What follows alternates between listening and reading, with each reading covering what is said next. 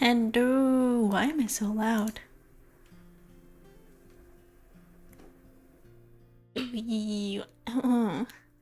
Hello everybody, welcome in.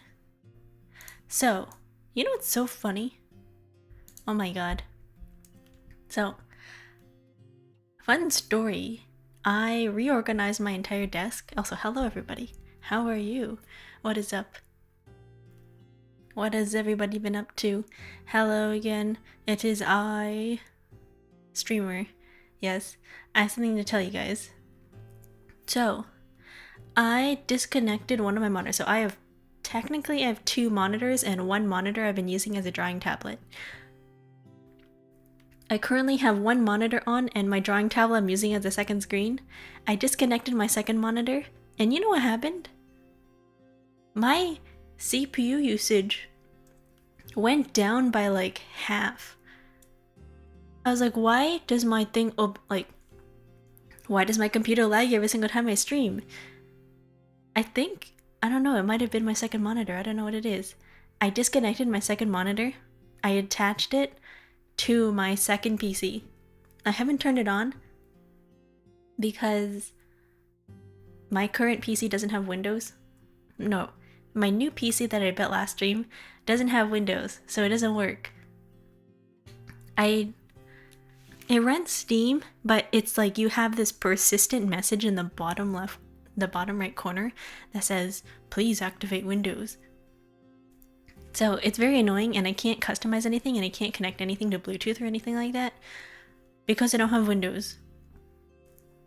I do have a Windows key. I have a Windows 10 Pro key that I got when I bought this current PC like 3-4 years ago, and I just never used it until now when I have a PC to build.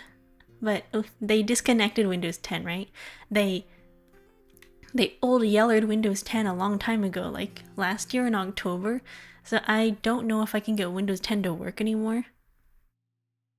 I don't know what to do.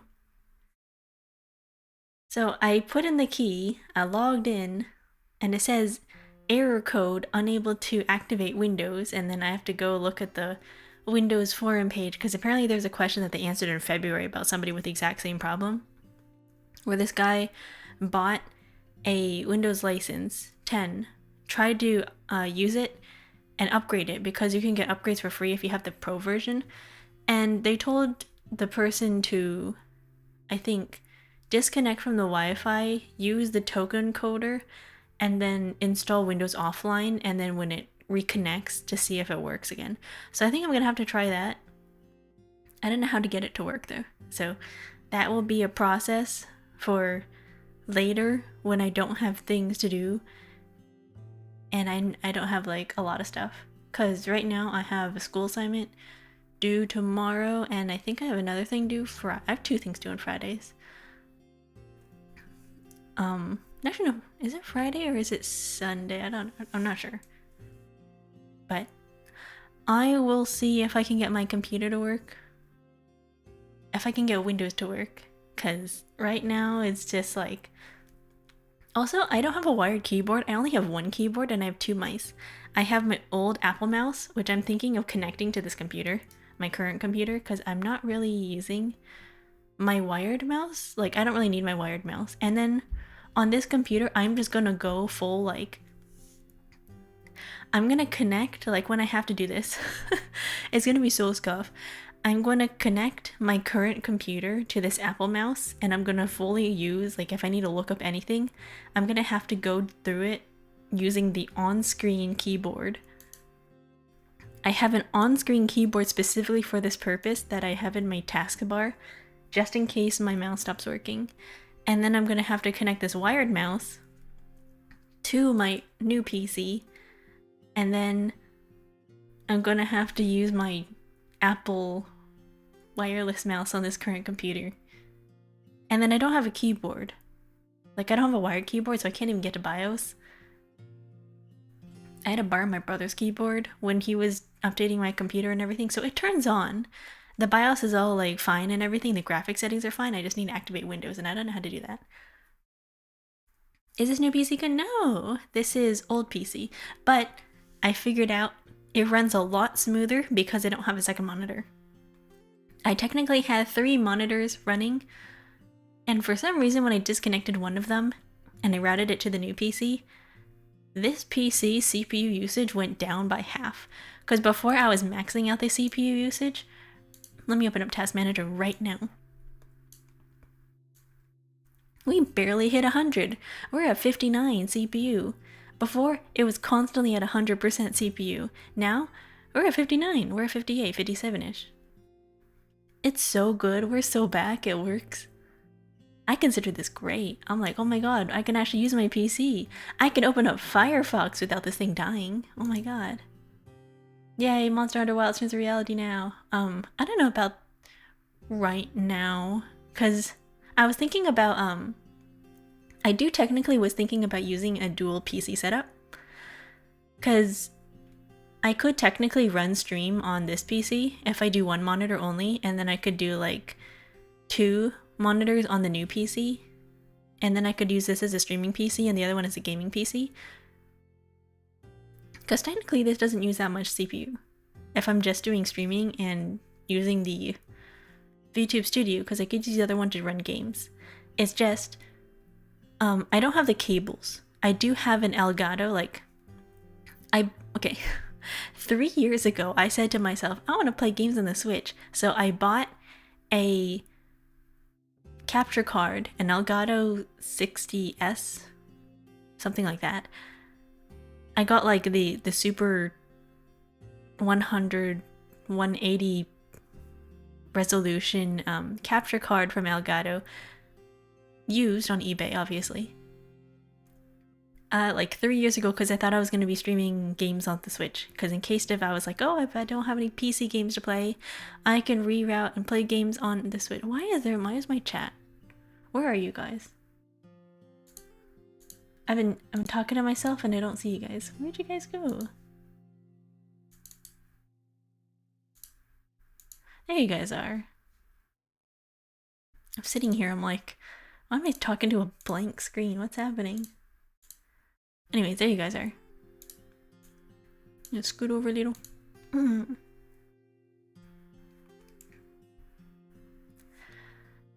gonna miss a scuff. Oh no, I don't know. We didn't have that much scuff. It wasn't that bad. Like, you know, once in a while we would crash on startup. But that's fine. It was, you know, it works okay. I mean, it's, as a streamer, we're never not gonna have scuff, you know? But now that I'm thinking about it, in the past, it wasn't until I recently moved to this place. Also, FUKCKs, thank you for the tier 1 sub again. For 5 months. Congratulations, 5 months, wow. But yes, I actually haven't had 3 monitors until last year when I got this drawing tablet, and I've been using it as a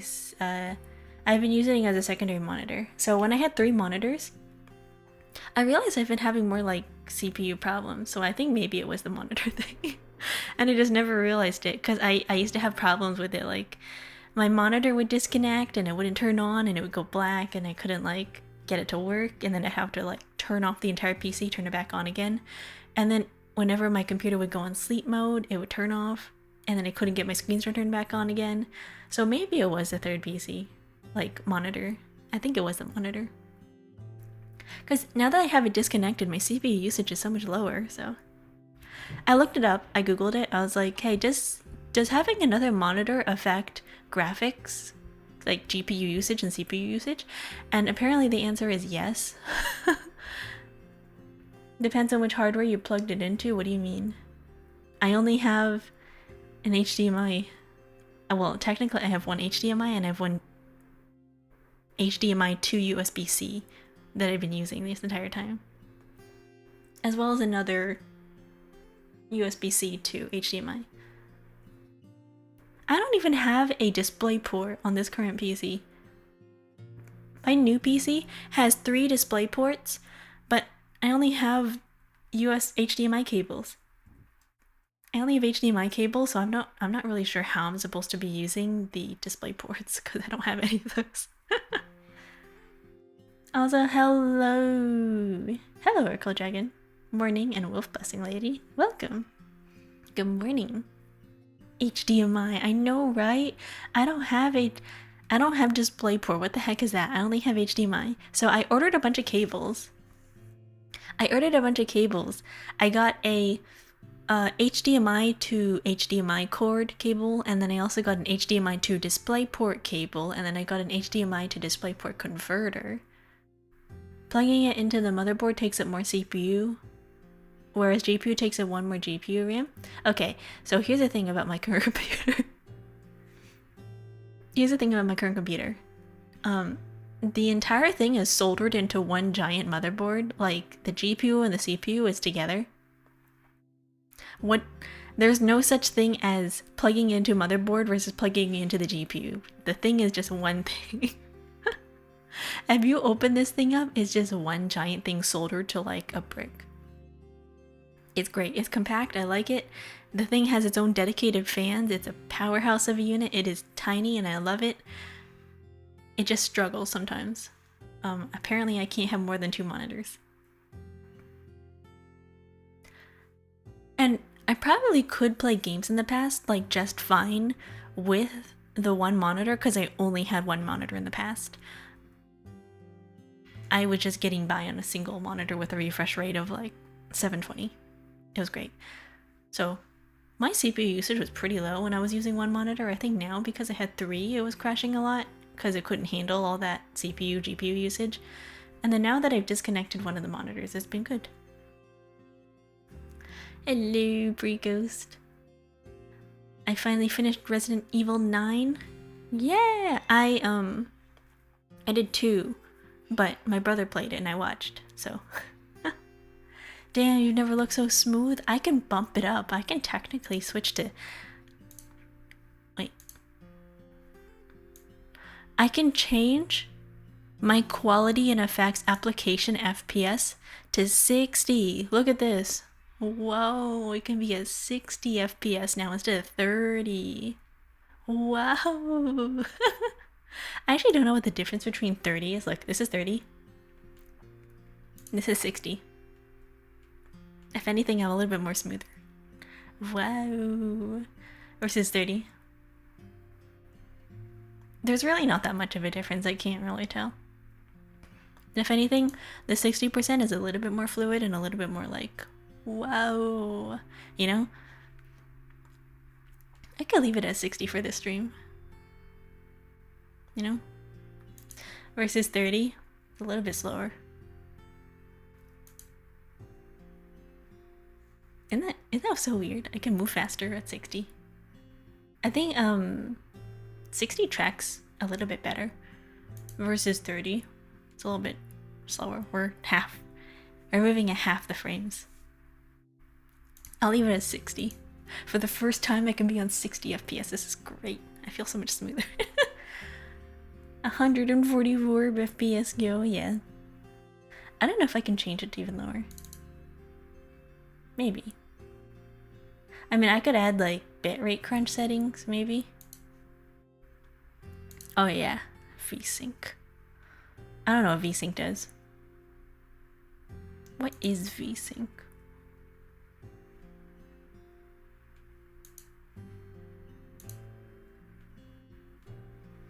I think 30 FPS makes me look a little bit more flowy, and then 60 FPS is a little bit more fluid. I don't know. It's interesting. Wow, I've never blinked so fast before. This is so weird. Anyways, today I don't know what I was gonna do. I think I was gonna yap, and I think I was gonna try to set up my computer, but at the same time I was like, nah.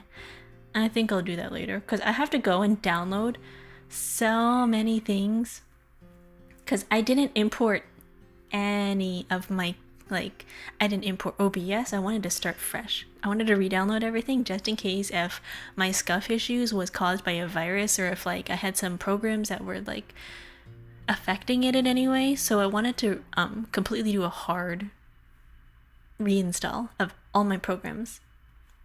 So that includes things like re-downloading OBS, and wow, why do I blink like that?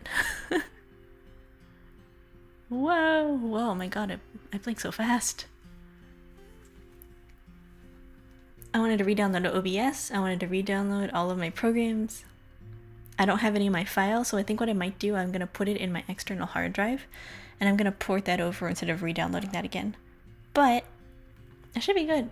I'm going to take all my my settings and my folders and all the data I need.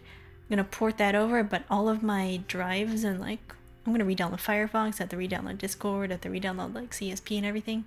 But it should be good. It's going to take me like 2 days. Are you happy with how it turned out?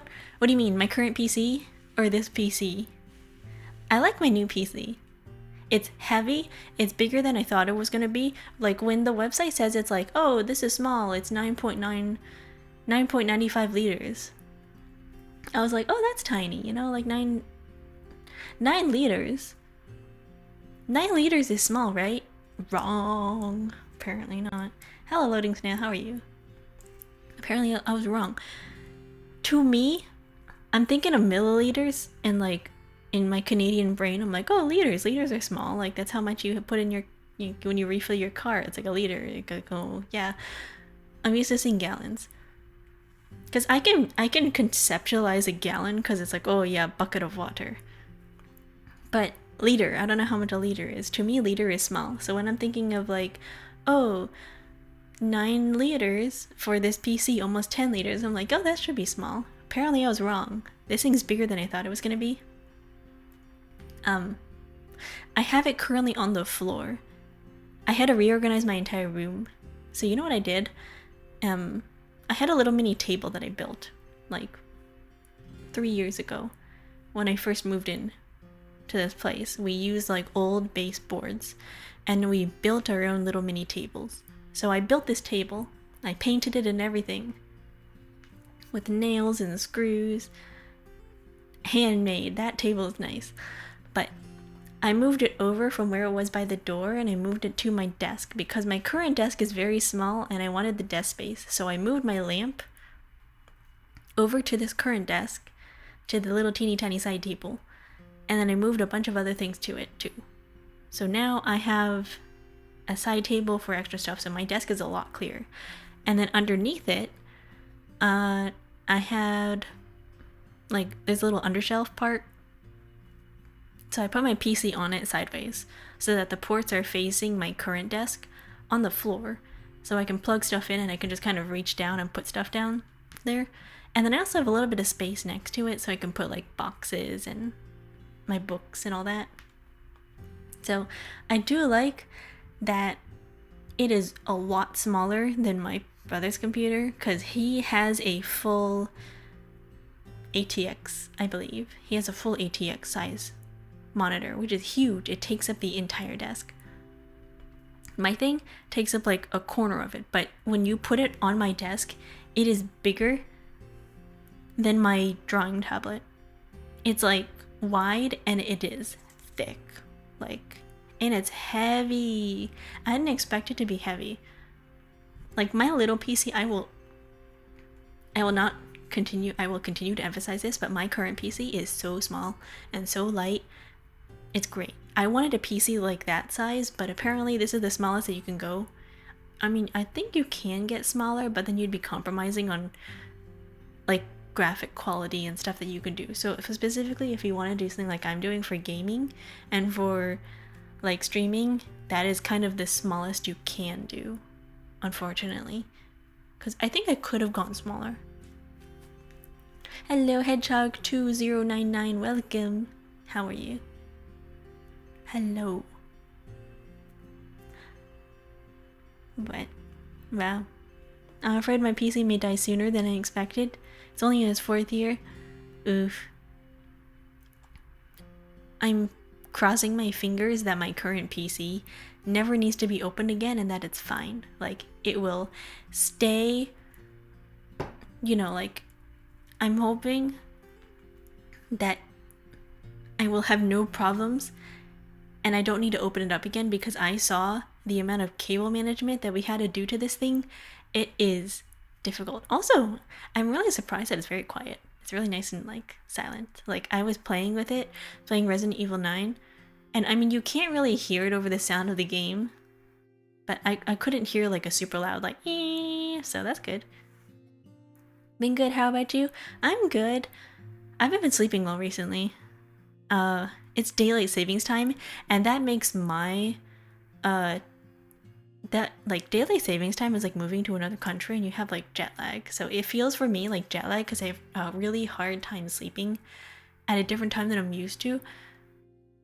So I've not been sleeping well as of recently because I've been like, oh my god, I can't fall asleep. It's so late or so early. It's so weird. I have a mobile 4090 and at 332 monitors. It's okay on this year. Yeah, I mean, honestly, in this economy, hold on to your electronics as long as you can because prices are increasing and that's kind of scary. Hello, I am new. I am Nora. I am a ghost of a little girl and a virtual little sister of many people. Nice to meet you. I'm excited to be your little sister if you want. I don't mind being asked my age, but I prefer not to say it. Hello, nice to meet you. Welcome. Hi. Get some sleep and rest well, please. Yeah. That's just how it goes, you know? You're up and you're like, oh, I'm lying in bed at, what, 3 a.m. I woke up this morning at 7 because I had to go to work and stuff. But I woke up this morning and I was like, oh my god, it's so dark outside. I was like, is it 6 a.m.? No, it was apparently 7, but it looked like 6. I guess that's because it's daylight savings time. I don't know, I never really liked daylight savings time. DDR issues is scary? DDR. What is it, DDR? Is that the RAM? I think so, yeah. RAM is scary, yeah. RAM is expensive. Ooh, you know what I was looking at recently? I was looking at, what's it called? DAP? Digital audio player consoles. And the audio community is kind of scary because they'll be like, oh, this is such a cheap price. This is nice. This is really cheap. And then you know what the price is? It's like $300 and they're like, oh, that's affordable. I'm like, oh, no. And then they'll be like, oh, you know, this is the greatest piece of technology that ever existed. And you look at it and it's some discontinued product from 2014 that you can't buy anymore. And it's only available because they manufactured it in Japan for like 2 years and they stopped producing it. And you'll have people out there being like audiophiles and being like, I love my piece of hardware from like 2016. I'm never letting it go. And you look and people like, hey, I'm looking for this specific product that has like really good audio sound quality and really long battery. What do you recommend? And they're like, I love my MPN 2065Y. And you look it up and it's produced in Japan like 10 years ago. And it's like you look for resale value on eBay and the only thing that's selling on the market is like the resale used thing for like $1,000. You're like, what? Hello, Sugar Fan, how are you? Hello. Like, audio fans so nerd, I know they're really obsessive about their headphones and their like wires and their cables and the speakers and everything's so expensive. I was like, whoa. I looked at I found out that my current MP3 player, the one that I had from like a really, really long time ago, that it has a kid. I looked up the price of that. Apparently it's really, really well known, along with the... God, I forgot the name. The clip. The Nokia clip. Oh my god, I forgot the name. There's like 3 reoccurring topics on that subreddit where people keep talking about the same things. They're like, oh, you should get the what's it called? The Samsung. Not the Samsung. What's it called? Sony. The Sony M45 whatever. You sound a little more airy. I don't know. It's my mic maybe. Who knows? Hello. Welcome. But they're like, oh, you should get that product because it's like, yes, it's great. I love my thing. The audio jack broke like a long time ago, but they are reselling those things online on eBay for like $300. And I'm like, that thing did not, I've had that thing since I was like 12. That thing does not cost $300 resale value. It's because they don't produce it anymore. But I really, really liked it because it has a lock button on the side and it has a really long battery and the radio works and it's really nice. They don't make stuff like that anymore. It's really sad. But I'm thinking about getting another one. Not the specific one that I have, but the next in line. This Sony M55, I think. Hot take, even as someone who likes audio, most people can't tell the difference in quality beyond a certain point. That's the exact same thing with monitor resolutions, because at some point when you're hitting like 1080p versus 4K versus 8K versus 10K, you're not going to see a difference. You might see a difference between 720 to like 120, 180, 1080, and then maybe 1080 to 4K, but once you're past 4K, like, nobody's seeing that. 2K maybe? I don't know. Like, the differences in vision is so small that nobody cares. Are you on your new PC? No, if you think I'm smoother, it's because I disconnected one of my monitors. So I can move in 60 FPS now. I was previously running at 30. Apparently, having another monitor kills your CPU. How did the build go? It's good. It works. I don't have Windows, so I have a persistent error message in the corner that keeps telling me, please activate Windows. It doesn't work. So I have to go figure that out. I have to troubleshoot. So I'm currently on my old PC until I can get my new PC working and I can get all of my until all I can get my folders transferred over. Because right now it's not working. Also, I can help you with that. How do I get my CD code to work? Google Microsoft activation scripts. I tried that. It doesn't work. Glad to be here though before I go to work. Yeah, nice to meet you. Nice to have you here. Good luck at work. Bag key? No, I have a key. I have a CD, like a physical CD with the OCA code. I have one. I have a Windows 10 Pro license. Long time ago. I got it with this current PC. It won't activate. You need to run the GitHub script in administrator mode. That's probably the problem. I haven't tried any of that. All I've tried doing is going to the Windows Store, entering the code in, clicking activate, and it tells me activation error. Something like that. I get some code of numbers. It's like activation error, whatever. And I gotta go in and look at it.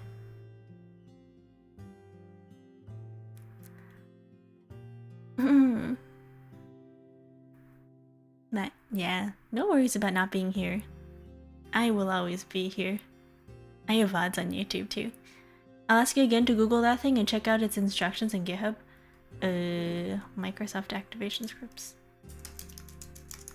Look at this. I can actually run Firefox and I have 3 tabs open and I'm not lagging. This is great. This is amazing. Oh my god.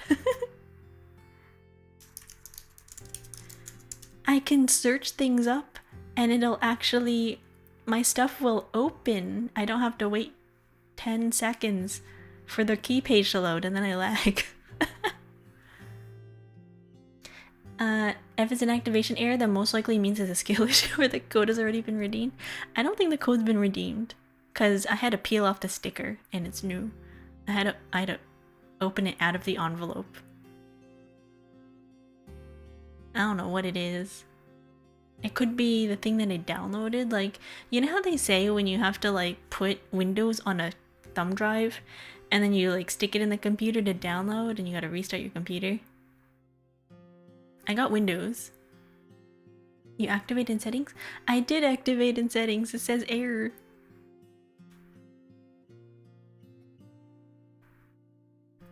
MAS. Which one am I supposed to use? GitHub? Mask gravel? And it's a skill issue? I'm gonna have to look into it. I don't know what it is. I'm gonna figure it out. That's the one? Is this save? Is it not? Is it gonna give me a bug?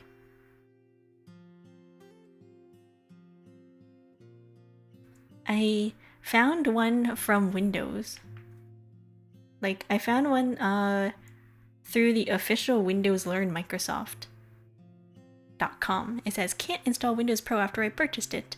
I purchased Windows 10 Pro for $99 under my Microsoft account. It is a digital license. The store upgrade fails with error. And they said to execute from a command prompt. And I use the activation troubleshooter, and the activation troubleshooter says there is no issues.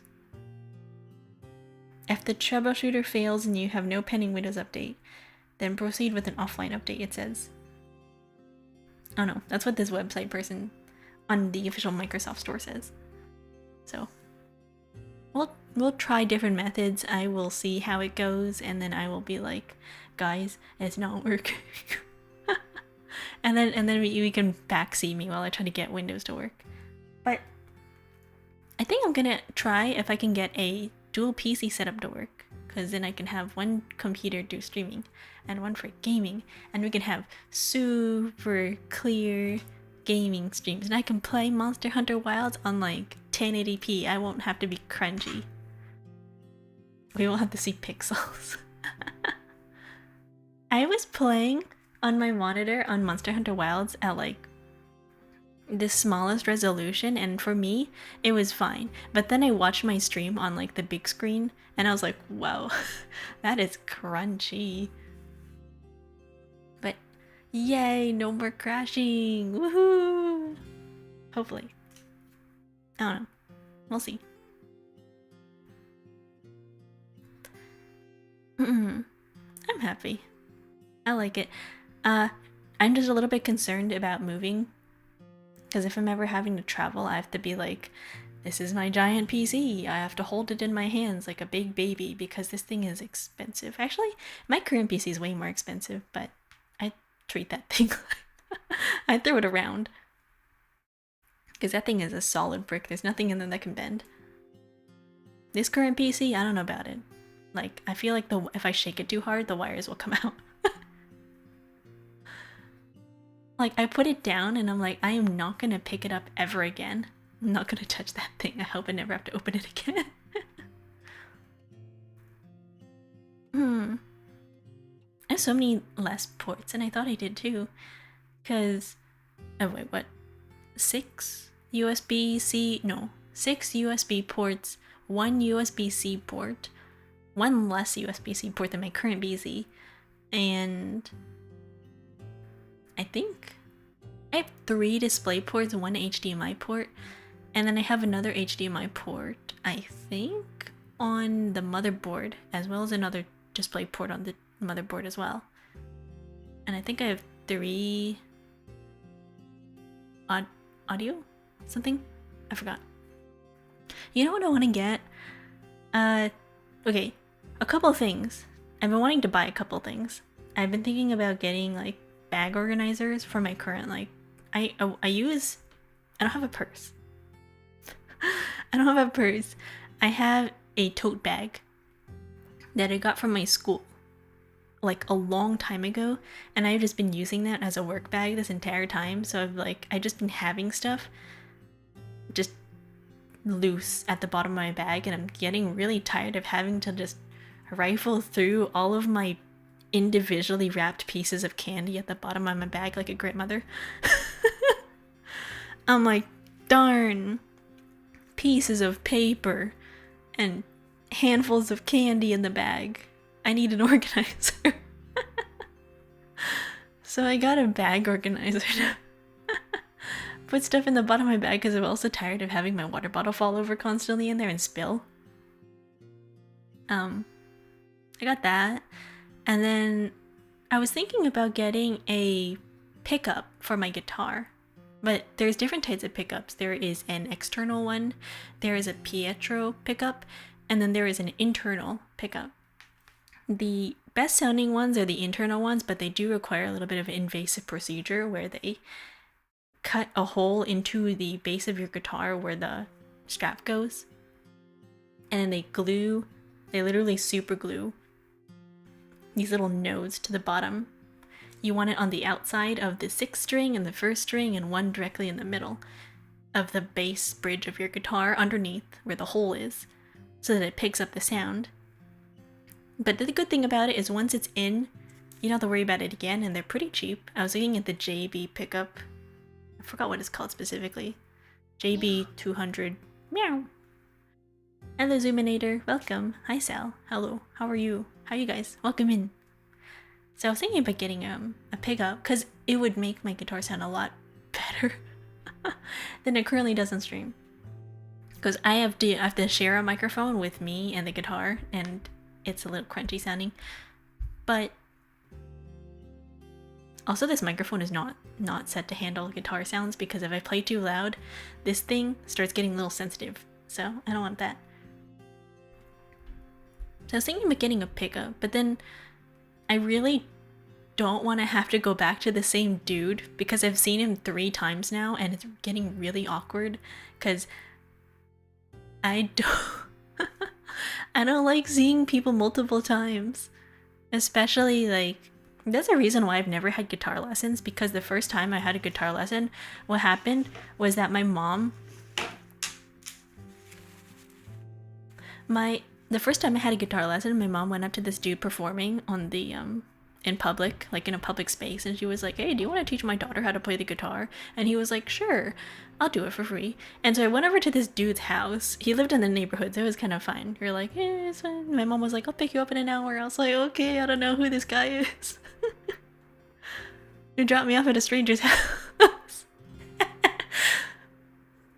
You dropped me off at a stranger's house, and I was like, oh. And he's like, okay, what's the sheet music that you have for this song? Like, what song is he learning? So I gave him my sheet music, and he's like, oh, these are the jazz chords. You gotta play like this, and then it's like pretty fast tempo, and you gotta play like, okay. I was like, yeah, that's good. That's great, and all, I guess. But he didn't really teach me anything other than chords. So I was like, what am I like doing here? So afterwards, my mom was like, okay, you gotta give him cash as like a tip. So I gave him the money, and then I was like, I'm never going back there ever again. So that was my only guitar lesson that I've ever had. It was very awkward. And then now with this guitar, I've had to go to this dude. He's like the local guy for guitars in this area, where people are like, oh, I love this guy. He's great. He repairs a lot of like really good electronic guitars, and he's really great and all. And I think he is, dude. He's great. He's really friendly. But it's really awkward having to go to the same dude every single time. This one guitar, because the first time I went over, I bought a guitar online and it was not good. It was broken. So I had to go over to the guy and I was like, hey, can you look over this guitar for me? I got it on reverb and I don't know if this thing works, because the string broke on me when I tried to play. And the strings are all rusted and stuff, and the dude was like, yeah, this thing is garbage. So I had to return it. I think I threw out the... I got a refund on it, thankfully. And the seller didn't want it back, because it really was a piece of junk. It was really pretty, though. It was a really pretty guitar. It was a really, like, nice, vibrant, like, purpley red color. It was really nice. But it was unplayable, so I couldn't keep it. So I think I threw it out. I don't know what happened to it. And then afterwards, I got this current guitar. But this current guitar, you know, when you buy a new guitar, they sell them super... They're not properly set up. They bend the bridge back super far, and then they're really tight. So I had to go to this guy to get their string. I had to get the guitar adjusted, and then I had to get the strings replaced. So that was fine. Then now I'm dreading going back again, and I have to see him, and I'll be like, hey, can you add an internal pickup? And I really don't want to do that because it's really awkward. So I'm like, okay, you know what I should do instead? I guess I should just get an external, like, PSO. I should get a PSO instead, even if the audio quality isn't great. I really don't want to go back to the guy. I did get wires for it though. I got a USB to... What is it called? What is that size? I forgot what it's called. It's a 1/4 inch audio jack. It's a standard size for all guitars, but yeah, 1/4 inch. Yeah. So I have that. Technically, I can plug it into my current interface if I have the proper setup, but I don't know. I should get an internal pickup because I think it'd be better and a lot easier, but I don't know. Things to worry about for the future, because that's not going to be for a while. I don't even know how much it is to get an internal pickup installed. I looked online and they're like, oh, it's pretty easy to install. The only difficulty is that I'd have to take the strings off to get in the hole, and then I'd have to drill a hole in the guitar, and I'd have to use like some specialized tool so that the paint or glaze or whatever they use on the outside of the guitar doesn't chip or crack, which is the main difficulty about it. But other than that, I think they said it's pretty easy.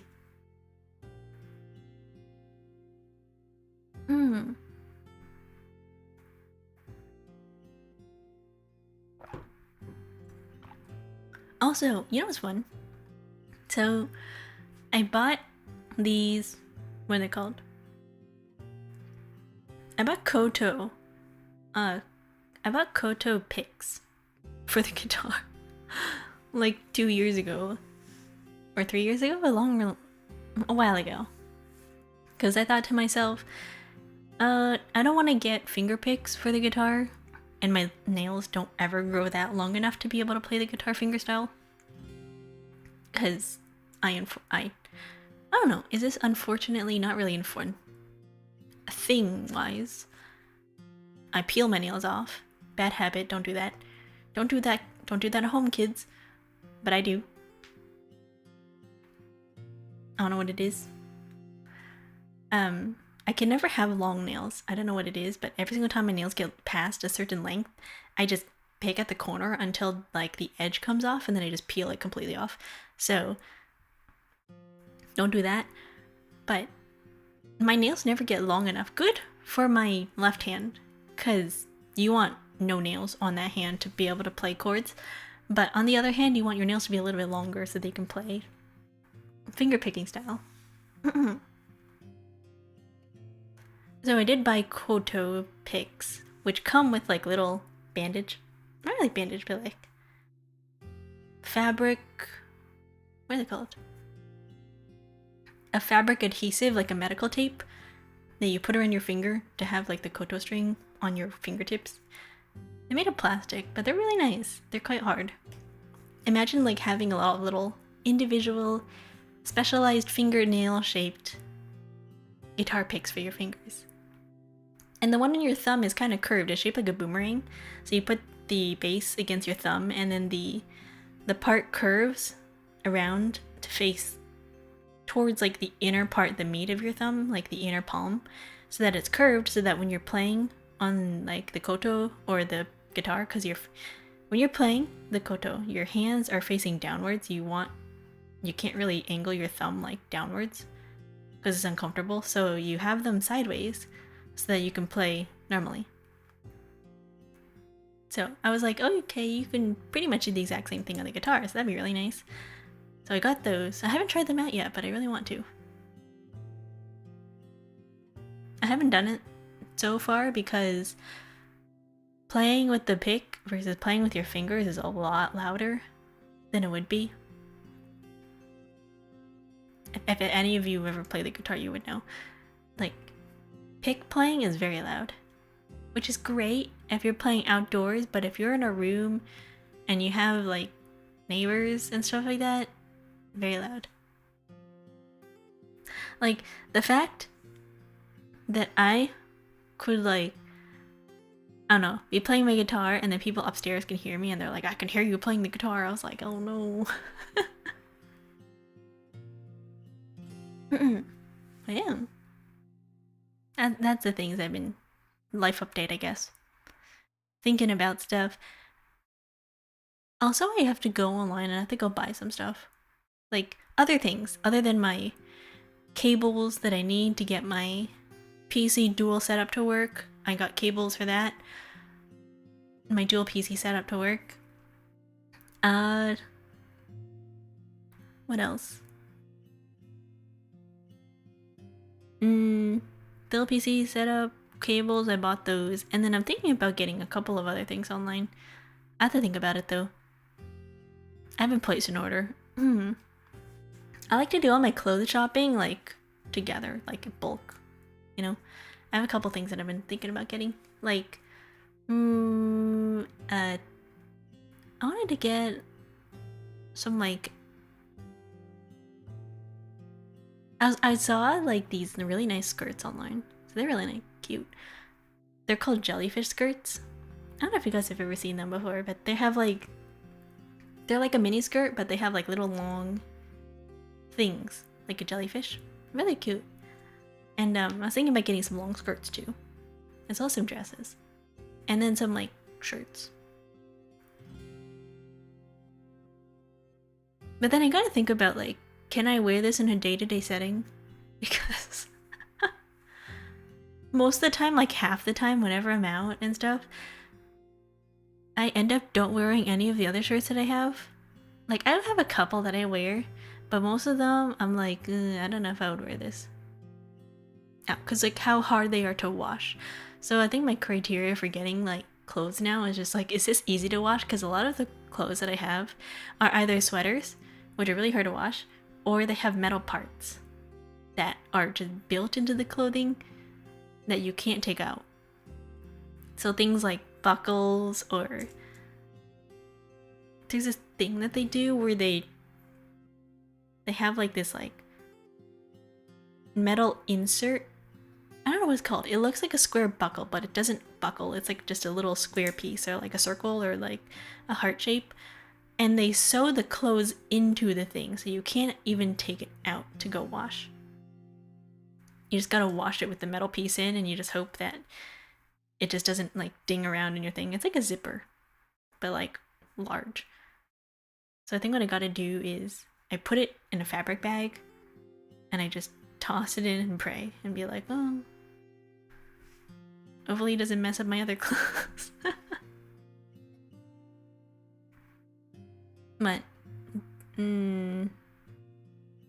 I wear clothes so little. Like, I have some clothes that I wear often, but you know, when you work like a normal like 9 to 5 or 8 to 5 or whatever, there's not. You wear the same 3 shirts over and over again. Or what? The same 5 shirts and the same 2 pants. No one really cares. I'm like the person out there who's like, yeah, I've worn this shirt. I wear the same shirts every week, but I rotate them. It's like, oh, I'll wear my white shirt on Tuesday, and I'll wear my black shirt tomorrow, and I'll wear my red shirt. I wore my red shirt yesterday. I think only girls can get away with that. Really?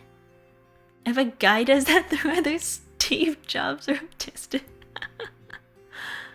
Why? What do you guys... Men's fashion is just button-ups, right? If you wear a button-up or a polo, you can just buy 5 of the same color and be like, well, every single day is the same button-up polo. Right? Like, I think guys have it easier, don't you think? Because you guys can wear the exact same white long sleeve... What is it called? The long sleeve collared button-up.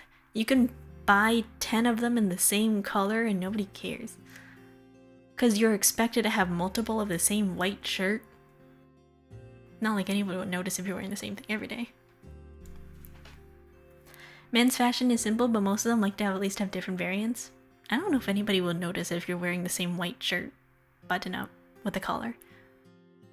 Like, at least for me, I have like 5 shirts and 3 of them are the exact same shirt but different colors, and then the other 3 are like the exact same shirt but also in different colors, because I have Uniqlo shirts. I have this Uniqlo shirt with ribbed fabric, and I have them in 3 colors. I have it in red, green, and white, and gray. And then I have the other nice shirt, which is just like a box t-shirt, and that one is also in just white, gray, black. and I think beige. I don't remember. And I just pair it with these cardigans. I have like 3 cardigans. I have like a gray cardigan. I have a gray cardigan. I have a white beige cardigan, and a like black cardigan. And I have a black knit cardigan that I don't really wear too often. And I have 2 pairs of pants that I wear just every single day, and I don't know. Maybe for me, it's fine, because like I don't think anybody, especially if you work in an office setting, no one's gonna be like, oh, Gil wore the same shirt again today. Gil's wearing the same pants. No one's gonna say that. I'm right behind you. Where? How do you do the anime gas? Office uniforms are an exception. Yeah, I work in an office, so no one's really gonna be like, I'm gonna notice Kyo if she's wearing the same shirt. She's worn the same shirt for the past 3 years, oh my god. She's been wearing the same 5 shirts for the past 3 years. Every single photo of in the office, it's the same shirt. My feed is so full of Leon Kennedy. Hell yeah, Leon Kennedy. Leon's gonna suplex you from the back. Nah, not with his old man knees. Trust me, people notice, they probably just don't want to call you out on it. I don't think anybody cares. I don't think anybody really cares. It's not like... My wardrobe is not that big. I have what they call like... What's it called? Like a capsule wardrobe? No one's gonna say anything, and also nobody cares. We don't have a strict outfit, or dress code. Some people definitely noticed. Yeah, people notice, but like everybody else, you have clothes. They're not gonna be like, you wore the same outfit last week. They're not gonna do anything about it, because you have clothes to wear. What are you gonna do? Wear the same clothes that you wear? Like, why wouldn't you? You have shirt. Why wouldn't you wear a shirt? You know? And I don't understand that about people. They're like, outfit repeater. People who wear the same outfit in like multiple times in a row. Like, yeah, it's a good outfit. What does it matter? Like, that's me when I go out with friends and stuff. Like, if I've gone out in the past with a certain outfit, I'll wear it again. I don't care.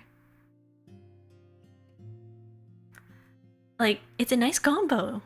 It's like, I got my...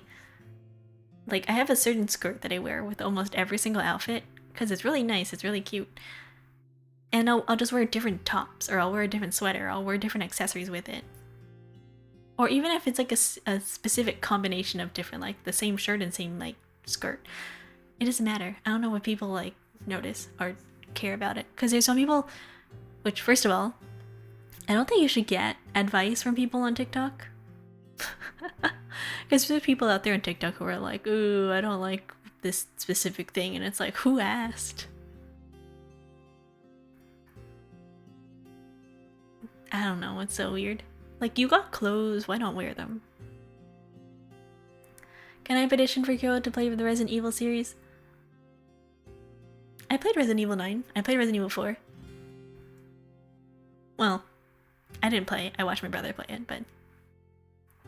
I played the introduction part of Resident Evil 4, and then hard-locked myself into the very beginning part with the village and the chainsaw man, and then I couldn't get past it because I used all my bullets in the beginning. And I soft-locked myself, so... for Resident Evil 4. And then for Resident Evil 9... God, that game is so tedious. I watched my brother play it. We finished it last week, I think on Saturday. Like, the day after we built my PC. We used my PC to play the Resident Evil 9 to finish it. Oh my god, that game is tedious.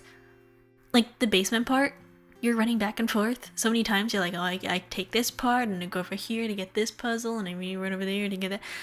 I think that I like the gameplay loop and the puzzle section of Resident Evil 4 better than Resident Evil 9. I'm not gonna lie. Because the whole part about like, oh, I gotta activate these gates, and then I gotta fight like 3 different random mutated objects in Resident Evil 9. Like, at least in Resident Evil 2, like, the tyrant kept coming back, of all things. You're like, the tyrant. But he was manageable. You know who comes back again in Resident Evil 9? Oh my god, spoilers. I need more bullets. What is a bullet? Oh, bullet. Yeah, I don't know, I struggle. Also, I have really bad aim. I attribute it to never growing up playing fighting games, but you think I could do well with my Apple mouse? You think I could play fine with an Apple mouse and be like, oh, my computer doesn't work well because I'm using a Bluetooth computer mouse. I need to get another mouse. I feel like I should get a second keyboard. Please just buy a cheap Logitech mouse. I do have a mouse. I have my Apple mouse, and then I have my HyperX mouse. I have my HyperX mouse. I don't know what specifically this is though. I don't know what specific brand this is. I'm looking at the bottom of it. HyperX Ingenuity. It's the one with the bunch of holes. It's very light. It's very small. I like it. I looked up specifically what are some good, light, small mouses for tiny hands. And it recommended this one. And I looked at the price and I was like, okay, good. I bought it off eBay. And then this Apple mouse that I have, this one, it's got one button, it's Bluetooth, it's got no scroll wheel, it's great. I used it for like a couple of years when I first started streaming, and I think I might use it again for this current computer. Because if I'm going to be using this computer, my new I'm gonna be using my new computer.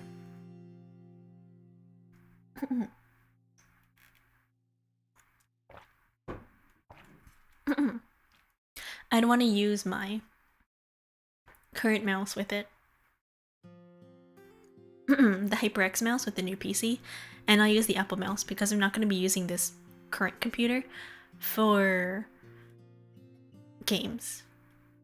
Not intense games, so I feel like I'd be okay just plugging my current mouse into the new PC if I'm going to be using it later. I am thinking about getting a second keyboard, which is really sad because I really like my keyboard. Intense? League?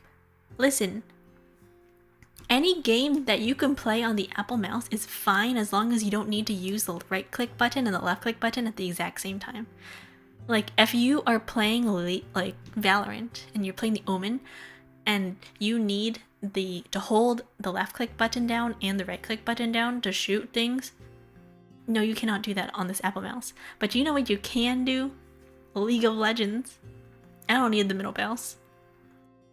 That's what the number pad is for. That's what the number keys, the number row is for hotkeys. And then what am I going to be doing? I rekey League, guys. If you ever see me play League, it's great. I still play it the way I did on the laptop when I had a trackpad.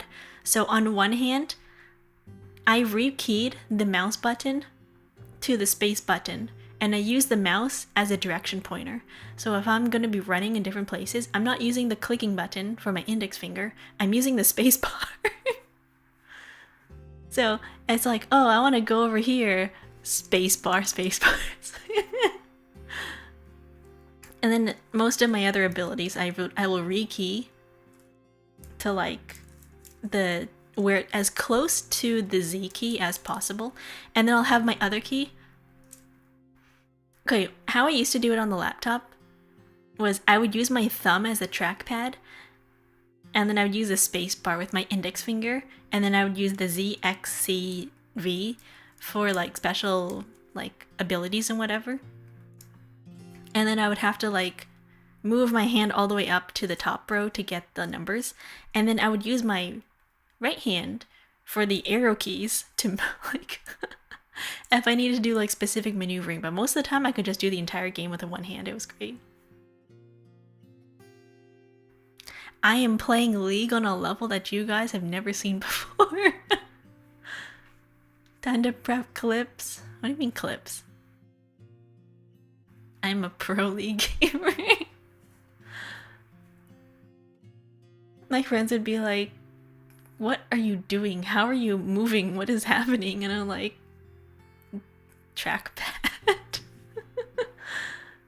I miss my trackpad sometimes. It made it really nice to play Minecraft.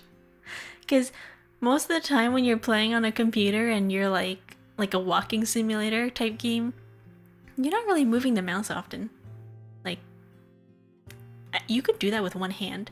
If the mouse wasn't separate, if the mouse wasn't entirely separate, I would get a trackpad. That'd be nice. I could trackpad and WASD at the same time. Oh my god. God, I could play games with one hand. I can be like thumb on the trackpad and then WASD with the exact same fingers. Oh my god, that'd be great. Instead of it on the spacebar. I should get a trackpad. I need a trackpad for my computer. Listen, I'm gonna complete the set. I'm gonna get the trackpad Apple.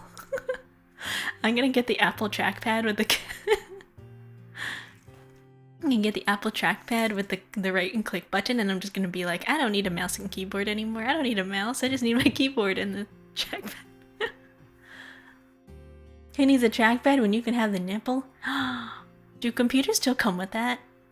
I remember on older laptops, they used to have that thing in the middle of the keyboard. I never used it. ThinkPads do? Gosh, we used to use those in school. I remember that. The ThinkPads, yeah. We used to have those in school as a computer lab. I remember the specific computer cart too. They'd be like, everybody take a laptop. Those things are heavy. And they lagged so bad. The only thing you could play on it was like when you disconnected from the internet on purpose and then played the dinosaur game. Hello Yashi, how are you? You know your mic sounds so much better now.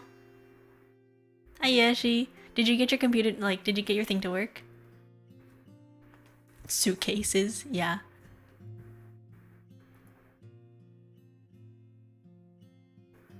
I don't know, your mic sounds a lot different. It sounds a little bit clearer. I have improvised. Uh-oh. What happened?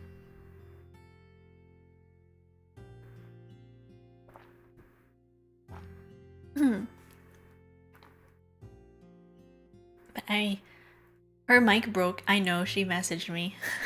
she messaged me on Discord like, yo, my mic broke. She sounds louder but only on one side. Oh.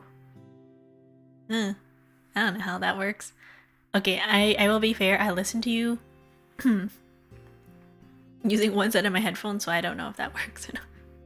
I fixed it. Good.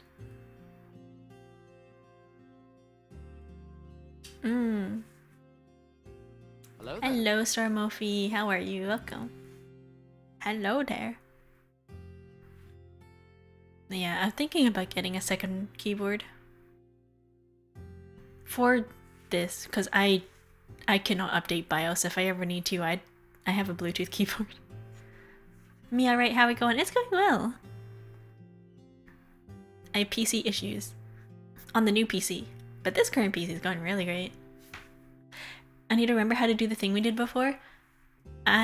You mean like the microphone filters? I think I sent it to you. I think. I have no single drop frames. This is amazing. This is so good. Wow. I look at my OBS stats. Yeah, okay.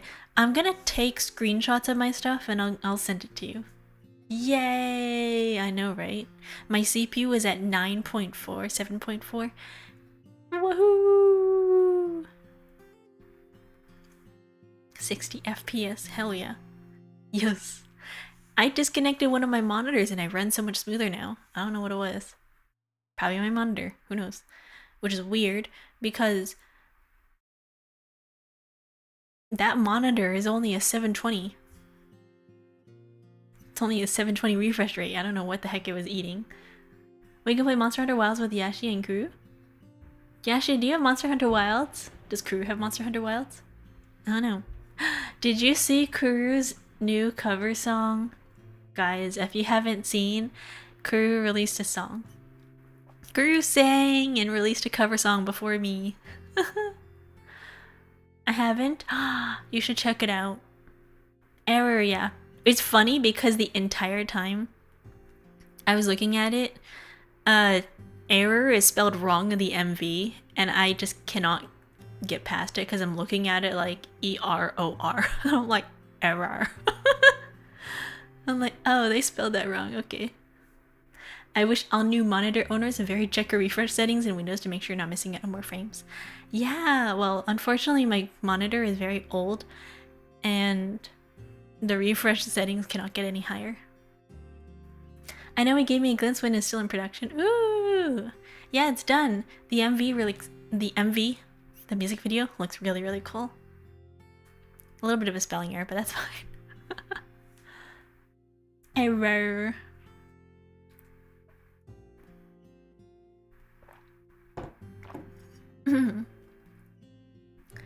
I'm glad that he made a song. Like, good for him. That thing is expensive. If you've ever done music before, mixing costs anywhere from like upwards to like $100 per like 3-minute song, mixing and mastering, and then getting the instrumental if you need to get a completely new instrumental for like copyright reasons, if you want to publish it on things other than YouTube and you don't want to do a copyright, that's also like another 100 to 200. And then the MV is also like another, like, depending if you want to get art separate from the MV, the art is like 100 to 200, and then the MV part, video editing, is like also like 100 to 200. It's expensive. Versus like doing it yourself is a lot easier. But I'm currently learning music. I'm currently learning audio production. I've existed solely on the barter and trade system where I've been messaging music producers that I know, and I'm gonna be like, hey, I give you this, you give me mixing. I've been doing a lot of stuff like that. Because it'd be like, I have skill in graphic art and drawing. You have skill in this. We trade. So a lot of things that I have or that I've used for streams is through just finding resources and like trading. Honestly, it's just bartering. Be right back. Okay, Yashi. I'm learning to draw body. Oh yeah. Drawing is hard. One of my favorite music producers is a niche Japanese guy who doesn't stuff in a decade. Ooh. There's like a difference between somebody who is like underground versus somebody who is just indie. You know? Because I saw this one tweet on Twitter post. They were like, what is the in-between word for somebody who is like, I don't want to hear super popular band, but I also don't want to hear SoundCloud rapper name like Surf Turf, you know? Like, I don't want to listen to like Surf Turf on SoundCloud with like 10 followers a month versus like big band. Like, is there a word for somebody in between? And they were like, you can't say the word niche because I don't like the word niche. And then people were like, indie? Underground? What do you mean? Most people who enjoy music, honestly, I don't know. Like, as somebody who's listened to a lot of music, I understand the need to discover new music and stuff like that, but I don't know. I don't really care about like, oh, big or small, whatever. I'll find whatever I listen to, either on YouTube or I'll accidentally find artists on SoundCloud, which I do listen to SoundCloud still, because I don't like Spotify. Although I have recently started transitioning my music to offline spaces, to my MP3 players. Which is kind of bad for like discovering new music, but once in a while I'll go on YouTube and I'll start browsing songs, and that's really nice. Like, most of the music I listen to is Japanese. Vocal CDs, what they're called, like mixed media products. So very, very specific audience here, where they'll take voice actors, Japanese voice actors, sing theme songs for mixed media audio drama productions. So they'll have characters that they embody, and they do voice acting, and they do CDs for. I need a Discman. You know what I have? I have a Walkman. Caveman era, yeah. I'm not that far gone where I'm gonna be like, I only listen to DVDs and record players. No. But I will download my music onto an MP3 player like I've been doing for the past 10 years, because that's how I grew up. I know what you are, stare. Hello, it's me, Eamon. For real, Spotify Loki sucks. I don't know. I only listen to vinyl. Hello, Nathan, how are you? It's me, like, my pretentious hipster voice. I only listen to the finest music. Vinyl. Have you ever heard of this underground band that I found in the outskirts of Rome? This niche disc through a thrift store, underground vinyl record. I don't know what I'm listening to. It sounds like dirt being shoved into a gravel radio, but it's niche. You've never heard of it before. There's no label. You're like, what the heck am I listening to? No. I'll listen to whatever, but most of the stuff that I listen to ends up being like voice actor soundtracks. Or voice actor music. Did you know?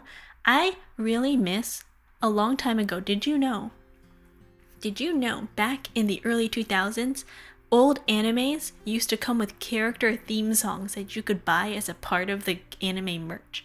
So things like free, like sports animes or like otome / like romance dramas, they have external theme songs other than the intro and the outro songs. Like, you know, for the anime intro and OPs, they have songs that the voice actors will sing as a part of the character. It's like another part of the anime. Kind of like an OVA. Do you remember when animes used to have OVAs? Insert songs, yeah. Do you remember when animes used to have OVAs? Wow. Pepperidge Farm, remember? My dad listens to vinyl, but not because he's pretentious, but because he's 76. And that's just how you listen to music back then? Yeah. My parents threw out all of that a long time ago. They're like, we don't need this. My dad listens to like my parents' taste in music is so different. It's really funny. Because my dad really likes EDM pop. Like, for a while, Summertime Sadness was his top played song for like 2 years. And you would walk by his office and all you hear is like, I got that summertime sadness. I was like, oh my god, he's listening to it again. My mom's taste in music is like old. She likes U2. She likes U2 and garage. Like garbage. And like old bands like that. My dad likes Funkadelic and the Temptations. Ooh, nice. But back when animes used to have songs for characters, I listened to those. Like old anime songs, or they do that nowadays for mixed media projects.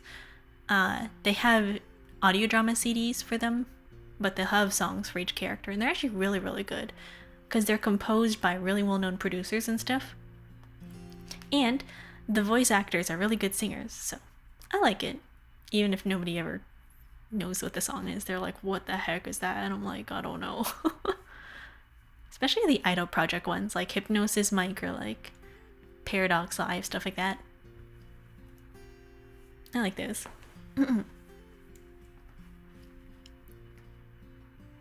And other stuff that I listen to, I'll listen to like a lot of Vocaloid covers. And then once in a while, I went through a phase where I listened to a lot of indie music, so I have a couple of those songs too. But I fear that my music started getting a little too niche because my playlist will play something really random and I'd be like, why did I download this? Like, I have some songs on my MP3 player that I have to skip every single time because I keep forgetting to delete them. And I'm like, what is this song? What am I listening to? I don't remember downloading it. So weird. I gotta go through my sound playlist. Man, I miss my old MP3 player because the organization file system was so nice. Like, never have I ever seen a sound organization system. I am still chasing to this day that file organization system. Because how the MP3 player works on the Sony M45 or something, whatever. I forgot what it's called. Back in the 2008 or whatever. It was so nice. So how it works is that you have these things called curated playlists based off of mood. You go to the, I believe it was called mood settings or playlist settings, and it would analyze all of your songs in your media library based off of BPM, and it would sort them based off a specific mood and make playlists for you. So it would shuffle them and it would be like, okay, you want energetic, you want moody, you're slow, you want ballad, you want soft, you want, actually it wouldn't even call it stuff like that, it'd just be like relax, energetic, pop, dance. And I'm like, what is that? But I really liked it because it didn't define things based off of gender, but more off of like, not gender, sorry, genre.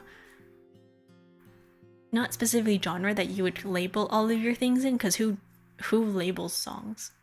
Who organizes songs by genres? I would just put it in and the thing would sort it for me based off of BPM. And I really liked it. Because it'd be like, oh, I'm feeling sick right now. I want to play energetic songs. Or I want to play, I'm in the mood for slow songs. So it'll automatically play all the slow songs in my library, and I really like that. Hello, Smiling Nod, thank you. There's auto labelers now? I think so. I don't know how it works. But I haven't seen a playlist that'll organize songs specifically by BPM like that. Especially not natively within the software. So I'm still missing that. And you look at the nowadays, the new current digital audio players, and everything comes with a touchscreen. And I'm like, I don't need it to have Android software. I don't need it to connect to the internet. I don't need to read audiobooks on it. I don't need it to connect to the internet to play Spotify or SoundCloud or whatever. I just want to download my music onto the thing and walk away and disconnect. Why are they having these things connect to the internet? What is this? Fubar and Music Bee might have BPM sorting. I want to download my music onto a thing and have it run natively. I don't want to download my music and play it off of Music Bee. I tried Music Bee in the past. Thank you for the water break and the let's crack-a-lackin'.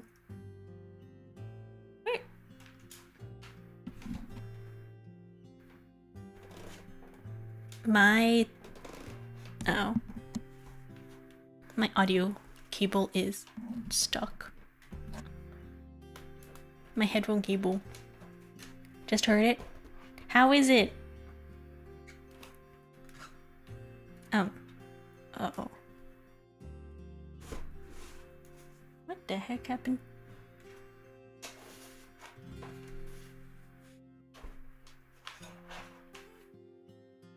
Oh, there we go, okay. My cable got stuck. My headphone cable, uh-oh.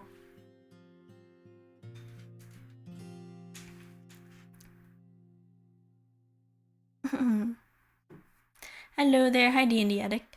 How are you? I'm good. How are you doing? But yeah, I kind of miss that about my old MP3 player. I don't have that feature on my current MP3 player. And I'm thinking about getting a Sony again. I like this MP3 player, I think it's cute. I currently have the Snowski Echo Mini. Very nice. I have the blue color. I put stickers on it. It does what it does. It has no touchscreen, very easy to use, very simple. Considering getting the Sony M55 though, because it's the upgraded version of the old one I had. We'll say there was improvement compared to the last time we practiced. Nice! I'm glad. Very proud, yes. Very proud of Kuro for releasing a song and putting himself out there. Yeah. Hello there. Hello, Omnirelis. Welcome. How are you doing? I have an old school MP3 player. It's flash drive shaped, has an FM tuner, and kind of gives Persona 3 vibes. I've seen those. They actually still sell them. They still sell those. Could never be me. Oh. Also, thank you for the follow, Omnirelis. Hello. Me too shy. Why? Release a song. Record. I was thinking about doing some recording and doing some like mini short songs, but I don't have the time right now. Especially not with my current PC stuff. Maybe I'll do it someday. I'm good just watching a new anime. Ooh, which anime? Which one? I think I mentioned this last time, but I have been watching or rewatching what's it called? I've been rewatching Hunter x Hunter. And I realized why I dropped it in the first place, because I was listening to it. Not listening, sorry. I've been watching it and I was like, oh no, the tournament arc. Like when they go to the battle tower or whatever it's called. Oh my god. 1999 and 2011 version. I actually started with the 1999 version and then I was like, wow, this goes by really slowly. And then I switched over to the 2011 version because I was like, there's a difference. And then I got to episode 11 on the 1999 version, and then I went and watched the 2011 version. Jumped to episode 11. It was in the second season already. I was like, whoa. Episode 11 is not the same as episode 11 in the 2011 version. They skipped so many things, and they omitted a lot of parts. I was like, I don't remember that happening. I was like, wait a minute. Where'd this part go? Never mentioned it. Also, some of the characters look different. I don't know what they did to, I don't know what they did to Killua's face. Also, Hisoka's face. They look so different. I'm watching an anime called Dead Accounts. Ooh, what's it about? Yeah.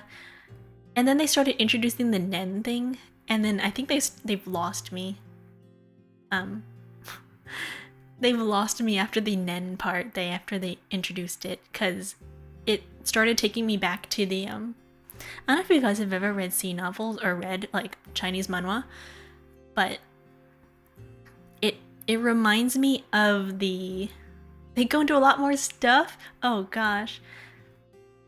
Like, with the text appearing on the screen, and it's like, tiger punching dragon fist. I'm like, oh my god, this is just cultivation novels. Yeah, it's cultivation. It literally is cultivation. The Nen stuff, you gotta meditate, and then you do your crouching tiger dragon fist.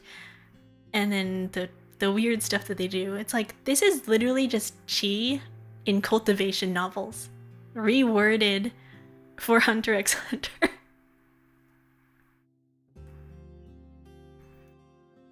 Hisoka looks too bright in 2011. Yeah, I don't know. It's called, they didn't have digital art back then. There's a lot going on with Hunter x Hunter. Because apparently every single character in the manga has had a different name at some point. Like, nobody has a consistent name spelling. Nobody can seem to agree on how to spell, like, Killua's last name. Or, like, Crollo. At some point he was called Kurolo. Like Kuro, though. And then they changed it to Kurolo. And then Kurapika's name changes.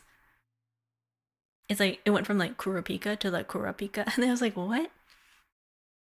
That's a localization, romanization thing. Even in the art books, when they first released it, the names were way different. They're all spelled weird. But yeah, it's probably an English translation thing, because they said that in the early volumes of when the manga came out, everything was a lot different. Like, all the characters were spelled differently. It's about teens as Also, it's another thing. When you have every single character named after, like, English names, and you have to, like, romaji it, and, like, your characters' names are, like, English-sized, you know, like, Liorio Parari Naito. You know, when you're reading it, it's entirely in romaji. It's not kanji, it's romaji. That's just the nature of Japanese. If the original author doesn't give an official romanization, everyone else has to wing it. That's how it goes with a lot of them. I see it happening quite often right now with, you know, those isekai romances where they name the characters after, like, obviously European names, like Elizabethu, Blado Kurosu, and then everybody spells it wrong because nobody knows how to properly spell it. Yeah, that happens. It's about teens as exorcists who are finding and destroying spirits who are now part of internet accounts in the modern world, and the teens use powers based on what kind of person they are in it. Is that Homestuck? Are you talking about Homestuck? This sounds like Homestuck. That feels like Homestuck as an anime. Hello, Yashi, Migo. Take care. Thank you for stopping by, Yashi. Good luck with your setup. Good luck with your tech. See you. Bye-bye. I will screenshot my stuff if I remember. Maybe tomorrow. But see you. Remind me.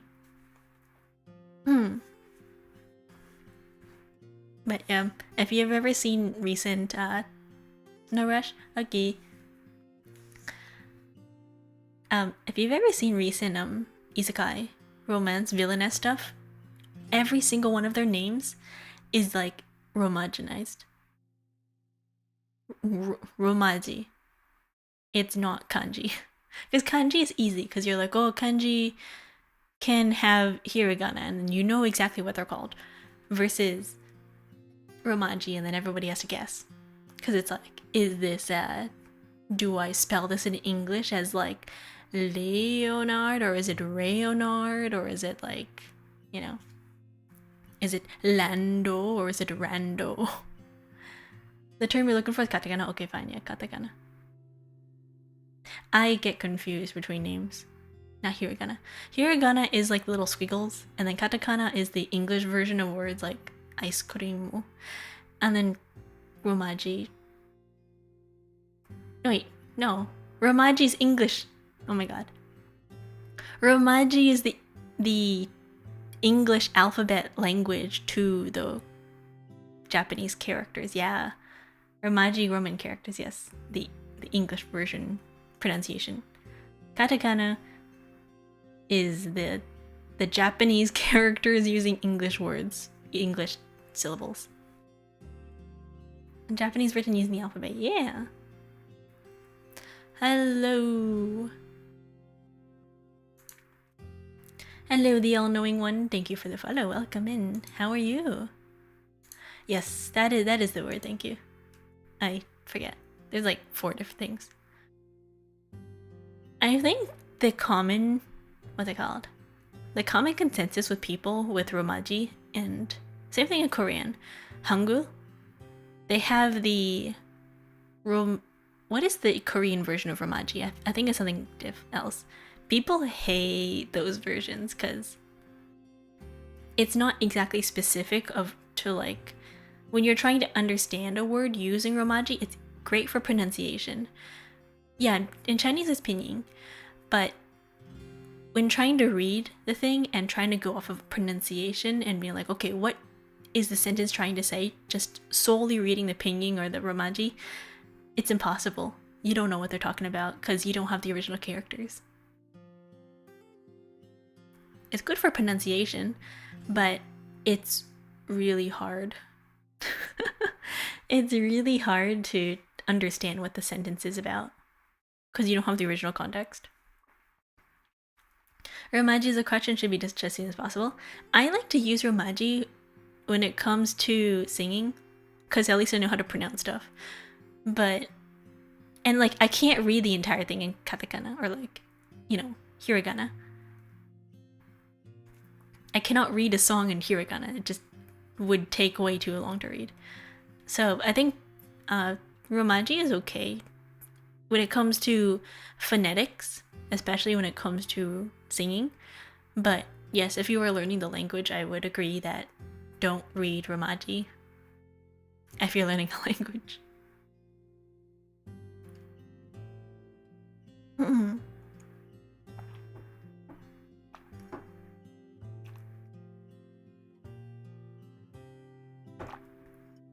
Mm-hmm.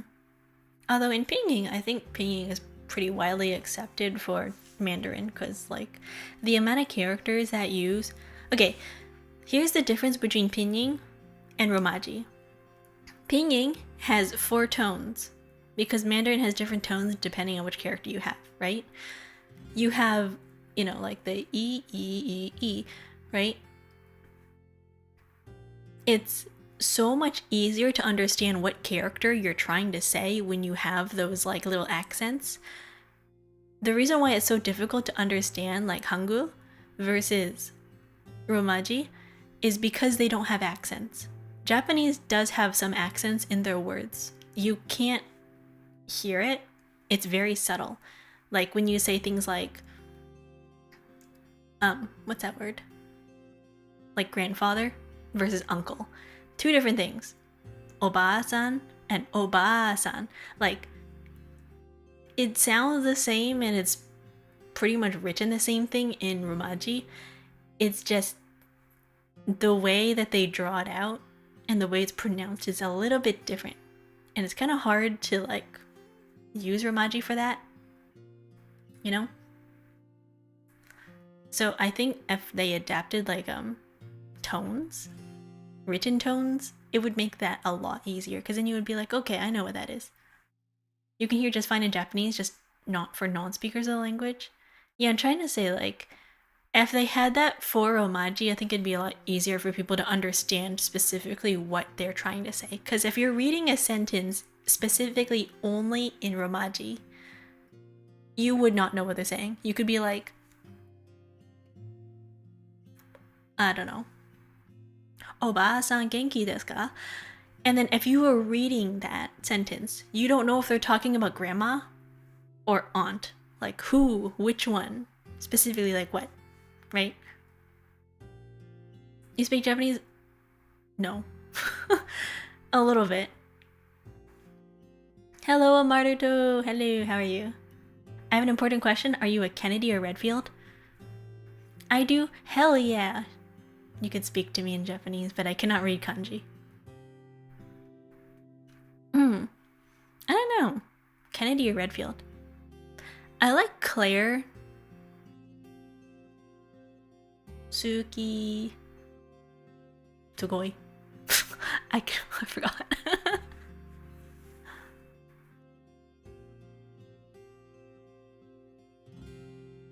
Is one of those. No, I'm right. Never mind. I got it.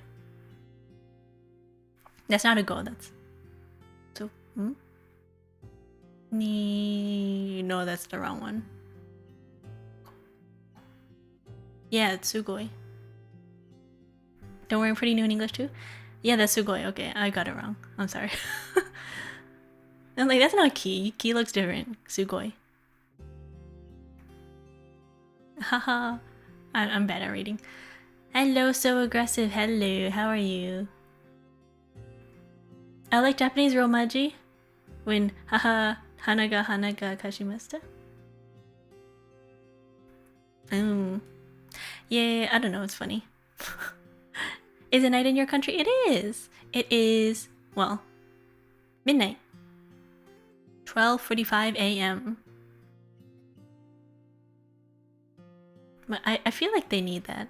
I like Claire Redfield though. I do like Leon. I don't know. Kennedy. I like Leon's arc. I like his storyline. I like Leon, yeah. I haven't actually seen much of Chris, so I can't say if I like Chris or not. Because I've never played any of his games. All the games I've played 2. I played 4. And 9. I have not played 3. I've not played 5 or 6 or 7 or 8. Is school over? No. March break is coming up though. My school March break is upcoming, and then I think I have like 6 more weeks, and then I finish for the summer. Yeah, Leon. You're a student? Yes, I am. I am a student, and I'm also doing work. I work full-time, and I'm also in school. Me too. Hell yeah. Congratulations. Well, not congratulations, but oh no. Good luck. Do you speak Spanish? Poquito. Not really. All I can say is siente. ¿Cómo está? And está bien. Tienes poquito, poquito. La hamburguesa es grande. Yeah. Me too, I'm Mexican. Oh, I'm also graduated from university. Nice. Congratulations. You're almost there. I have like about a year left. I think I graduated in 2027.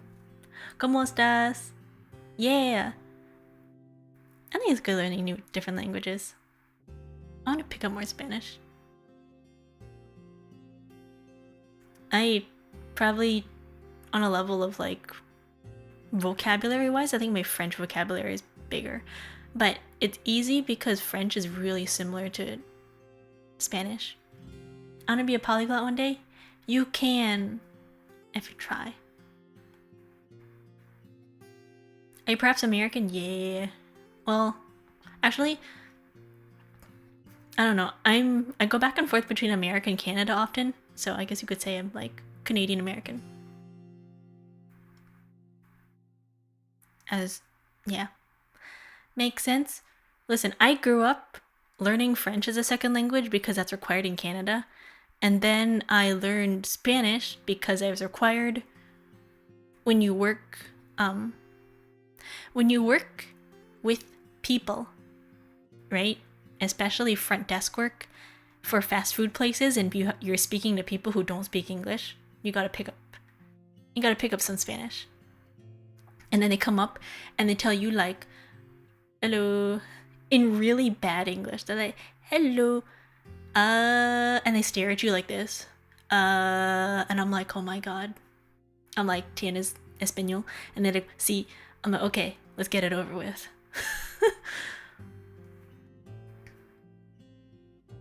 I speak French too, from Quebec. Nice. Quebecois français. François. I have French cousins and they do not like Quebecois French. It sounds so different. I know people who live in Canada, they're like, oh, the French accent doesn't exist. The Canadian accent isn't a real thing. Yeah, it is.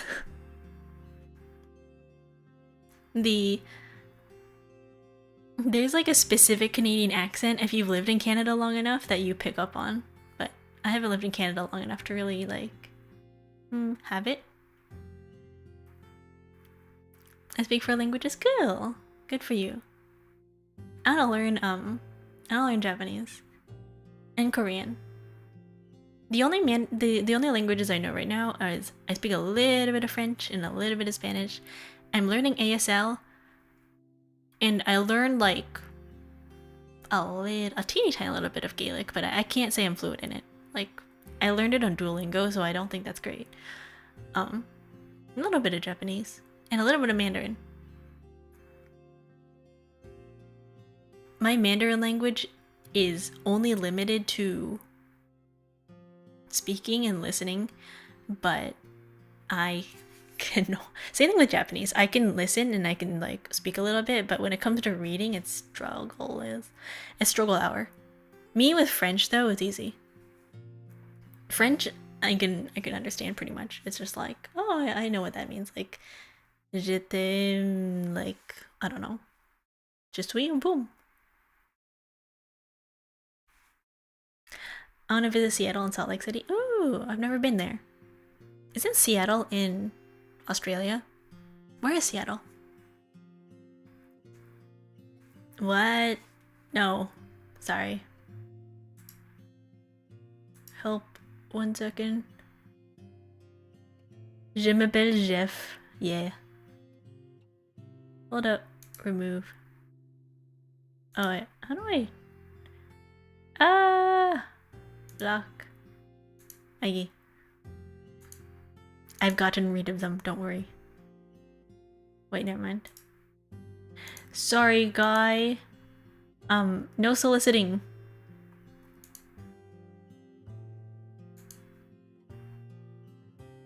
I got them. Don't worry. No soliciting. It's in my rules. Thank you, Kawaii Kid. Hello. I've timed them out for 600 seconds.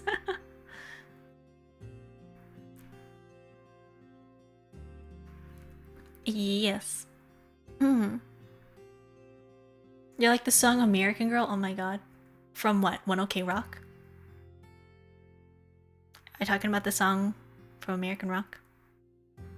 Yeah. Yes. I don't know. Maybe. I couldn't say like I'm like fully American because I've been in Canada and the US pretty equally. Like it was like Canada and then the US and then Canada and the US and Canada and the US and then Canada and the US. So back and forth. My parents used to drive across the border pretty often. Are you a dual citizen? Yeah. If you have blonde hair and blue eyes, then yes. I do not know. I am Asian. Hello, Houdini. How are you? Yes, I'm in dual citizenship. I have a Nexus card. Ah, yeah. I have the power of both passports. It's great. Because, here's a funny thing. My dad is US and my mom is Canadian. And so because both of my parents are both, I also have both. It's very easy. If you're Canadian, you can move to Canada. I lived in Canada for a while. Rent prices are high. I went to school there. Now I'm going to school here. Rent, especially if you live in like Toronto, which everybody lives in Toronto, Ontario, very bad. Don't live in Ontario. It's expensive. But then if you don't want to go anywhere else, like let's say you want to go to Nova Scotia, nobody lives in Nova Scotia. It's cheap, yes, but it's cold. I don't like the winter. In that case, you can freely call yourself both American and Canadian equal parts. It's your birthright. Yeah, that's why if you ever see in my about section down there, like on Twitch, like look down, in my about section, it's like, where are you from? North America. I'm from both Canada and the US.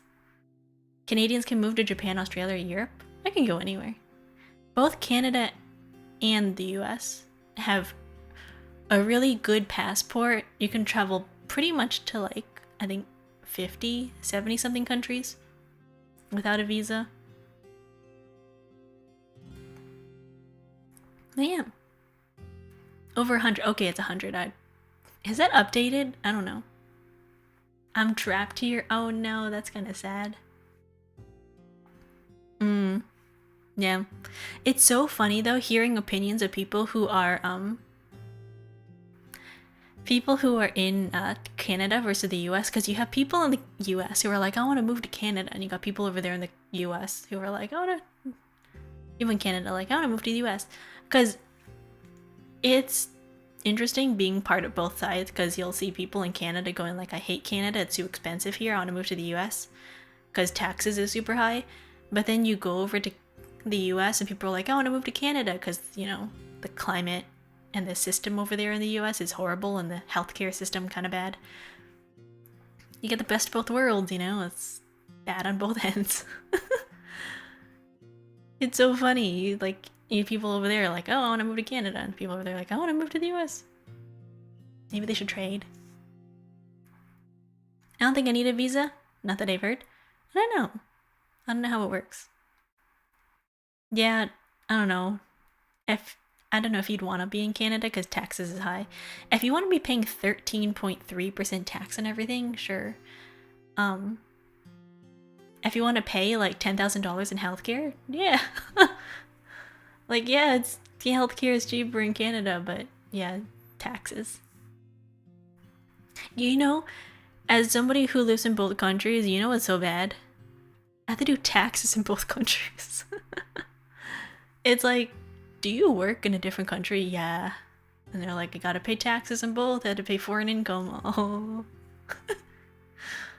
So yay, double taxes.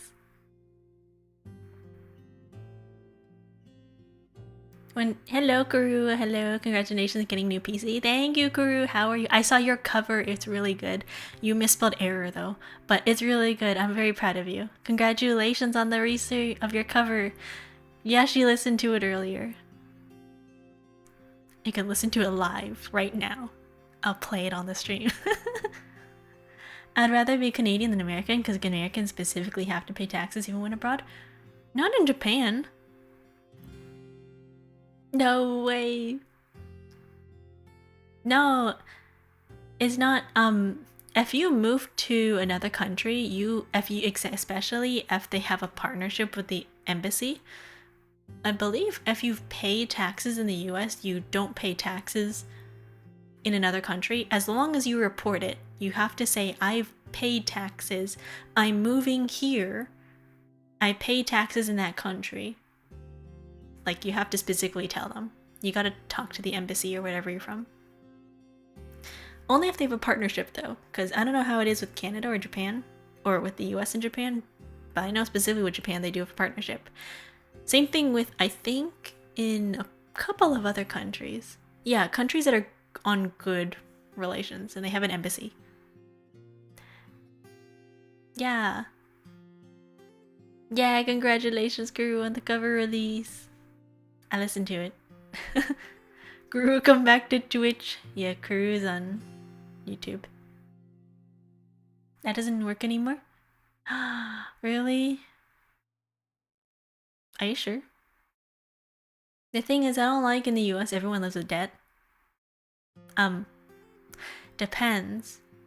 Everywhere, not anymore. Oh, okay. I know that Japan is doing some pretty interesting things with their immigration laws, so as like a way to combat foreigners or tourists especially. I haven't really caught up with what's happening over there because I don't live there. But I see it down the grapevine, especially with a lot of VTubers who want to move to Japan. It's interesting. Consider Ireland. Ireland's nice. Don't go to Britain. Everything's expensive there. Don't go to the UK. No, not the UK. The UK is expensive. I think anywhere in Europe is pretty expensive though. But you know what's great? You know what's great about Europe? They have a 6-month-long vacation. Like 6-month-long paid holiday that everybody gets. It's so nice. I have like relatives who live there. Oh my god. No wonder everybody there is so nice. I was like, wow. You guys get mandatory 6-month paid time off? Oh my goodness, we don't have that here. The most we have is 12 days. 10 days even. We have 10 days off and you have to pick your specific days. So sad. I want to be Europe so bad.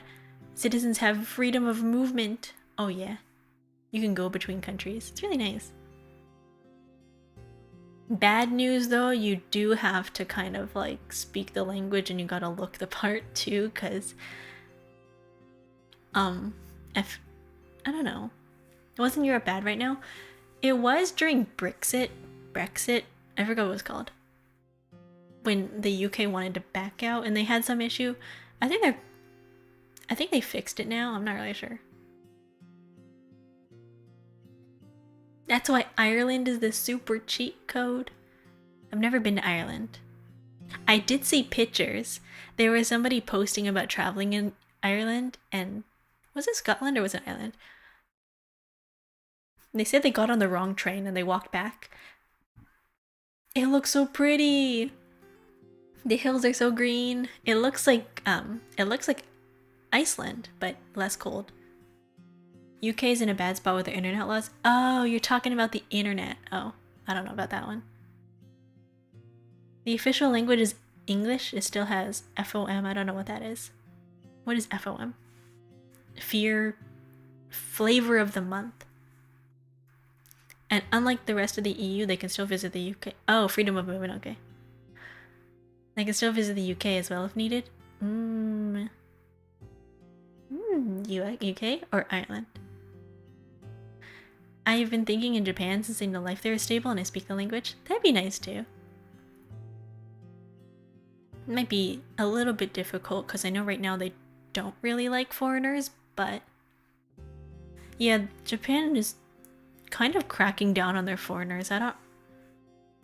Which it's a really tough discussion about foreigners in Japan because like there's a lot of nuance to it right now because they are having issues where they're heavily reliant on tourism. But at the same time, you do have a lot of tourists who go to Japan right now because the Japan dollar is low. So you have a huge influx of tourists, which causes a lot of like unrest between people who don't like foreigners, especially because these foreigners are coming because it's cheap and they don't know how to behave, especially a lot of influencers. So I get the unrest, the civil unrest. Especially like going to the fact of like, oh, we're gonna charge foreigners double the price if you don't speak Japanese and you don't look like a local, or stuff like you don't get your taxes back when you leave, stuff like that. Fo you believe the what? I don't know what that is. That is an interesting name, by the way. What the heck is a flesh slushy? That is graphic. That's interesting imagery. I've never seen this combination of words before. That's great.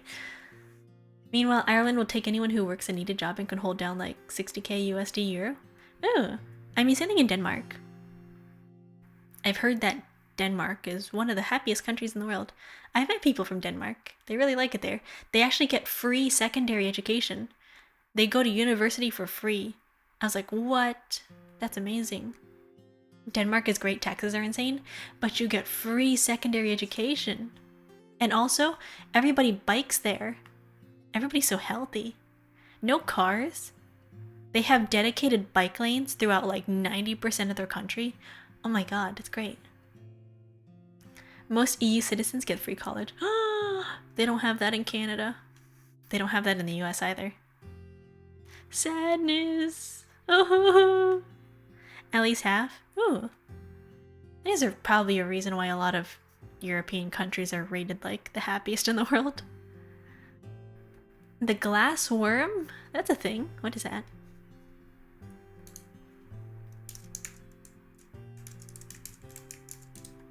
Also, ad break coming up in 3 minutes. That is not a worm. That is some hieroglyphic text. What language is this? I don't know what you're talking about. Are you shilling another... Are you talking about another streamer on my channel? On my channel? I'm kidding. For specialized stuff, tuition is only like 2,000 to 5,000 euro. I don't know. I mean, it's like that here too. Well, not in the US. Tuition will cost you an arm and a leg. But in Canada, it's a lot cheaper. It's the reason why I did my school in Canada, because it's way cheaper. Until the pandemic came in, then they were like, haha. Being Asian must be nice? I don't know. You get a lot of interesting... I don't know, it has its pros and cons. Even though I'm gassing up Ireland, my dreamland is the Netherlands. Oh. I asked you a question, you googled it, you don't believe in the Nesh, whatever that is. No, because it doesn't exist. I googled it. I got some YouTube video. And I'm not watching that. I got some YouTuber. My dreamland is the Netherlands. I've never been to the Netherlands. I don't know what that looks like. Let me Google the Netherlands. Let me see what this looks like. I mean, you can look younger than everyone. A lot of people look younger than people. It's not just specifically a race or an ethnicity. It just depends on genetics. These look AI. Let me see realistically. I looked up pictures of Amsterdam and I'm like, these look fake. Photography. Okay, maybe not photography. Travel. How many countries have you ever visited? A lot.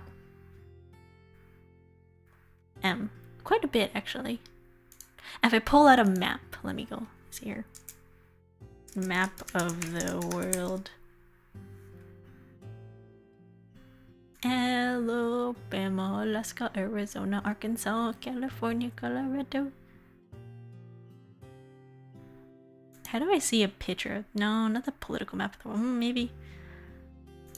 Okay, can I get this picture big enough to see the text? Because this picture's kind of small. Open image in new tab. Wow, it's tiny. Let me look. The country of bikes, flowers, cheese, sometimes illicit grass, and car hatred. I heard that a lot of the places in the Europe have issues right now with theft. Like, it's not like in Asia where you can leave your stuff there and people won't take your stuff, but people will slash your purse, I've heard. But as of the US states, I have been to Texas, I have been to Georgia, I have been to Florida, I've been to California, I've been to... That is not where Las Vegas is. Las Vegas is that low. I've been to Nevada, I have been to Boston, I have been to South Carolina, I have been to Massachusetts, I have been to... Is that Connecticut? Is it Connecticut? I don't know. I've basically been along the entire east coast of the US. I've been to Canada, I've been to British Columbia, I have been to Myrtle Beach, represent, ayo. Yeah. I have been to British Columbia, I have been to Ontario, I've been to Quebec, I have been to... Bye, FECKs. Good night. Have a good luck with work or rest of your day, wherever you're going. I have been to Panama. I have been to... where is that? Cuba? What is that called? Cozumel. Cozumel, Mexico. I have been to... New Orleans, Louisiana. I have been to... What is that place called? Jamaica. I have been to Iceland. I've been to the UK. I've been to France. I've been to Rome. I've been to... Where is that place called? Germany? No, it's not Rome. Where is the place with the leaning tower? Am I thinking about... It's not Russia. It's... France? No. Is it the Leaning Tower of Pisa's in France? No. I've seen the Eiffel Tower. I've seen the Colosseum. I think that's in Rome. I don't think I've been to Greece. I don't think I've been to any other European country after that. Let's see here. Where else have I been? Nope, I have not been to anywhere near Africa or Australia. I have been to Japan, I have been to Korea, I have been to China, and I have been to Hong Kong, and Thailand, and Cambodia. Actually, I don't remember where I went. I don't think I went to Thailand. I think I was in Cambodia. No, I was in Thailand and Cambodia and Bangkok. I did not go to Vietnam because I remember Vietnam was expensive.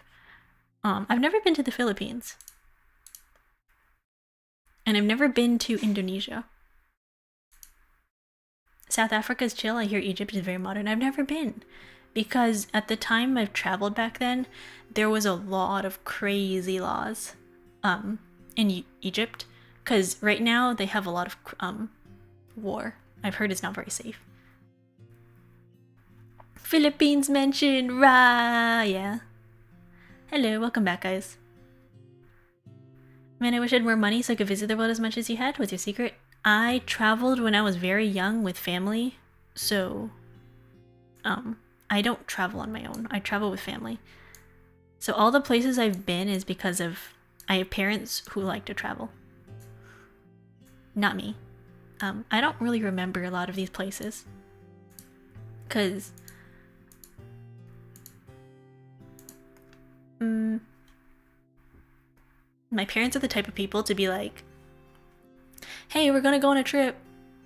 Pack your bags tomorrow. We're leaving tomorrow. Or we're leaving in 3 days. And I'd be like, wait, what? So my entire childhood has just been an era of like, pack your bags. We're gonna go on a trip. Where are we going? You'll see. Okay. What do I need to bring? And they're like, oh, don't worry. We'll pick out your clothes for you. I'm like, okay, I'll just bring my DS and my, I don't know, my 7 pairs of underwear. But I've been traveling since I was young. My parents like to travel. But I haven't really been... I've been to most continents, I guess. Most well-known countries. But in terms of places that I'd want to go, I don't know. I want to go to Switzerland. I hear that's nice.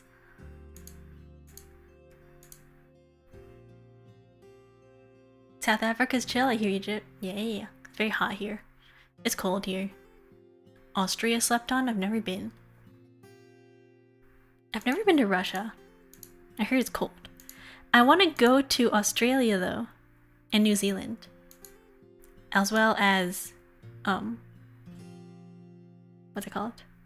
I'm gonna go to New Zealand. I've been to Vienna. Italy? Yeah. I want to go to... Where's it called? Scotland. I want to go to Scotland. Different Vienna? Oh. You're not talking about Vienna, as in like... Italy. Hello, Private Akira. Afternoon from Malaysia. Hello. Welcome in. It is 1 a.m. here. Never been. But why travel when you have every single biome in the US? If you want swamps, you go to Florida. We got, what's it called? Don't we have the Everglades in Florida? Don't we have the Everglades? And then if you want like gambling, you go to Las Vegas. And if you want the Pacific Northwest and you want to see nothing but plains and prairies, you go to like Ohio. And then if you want to see mountains, you go to Colorado. And if you want to see, I don't know, the jungle, pretty sure that's in Texas. I don't know where that is. Somewhere. That said, as nice as it is, if your complexions have been on the darker side, I would probably skip Austria. Why?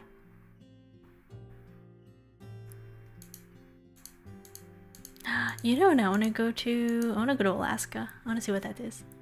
I want to see whales. Like, actual whales. Not like Wales the country, but like whales. Not like British whales, but like giant whales on ship. And penguins.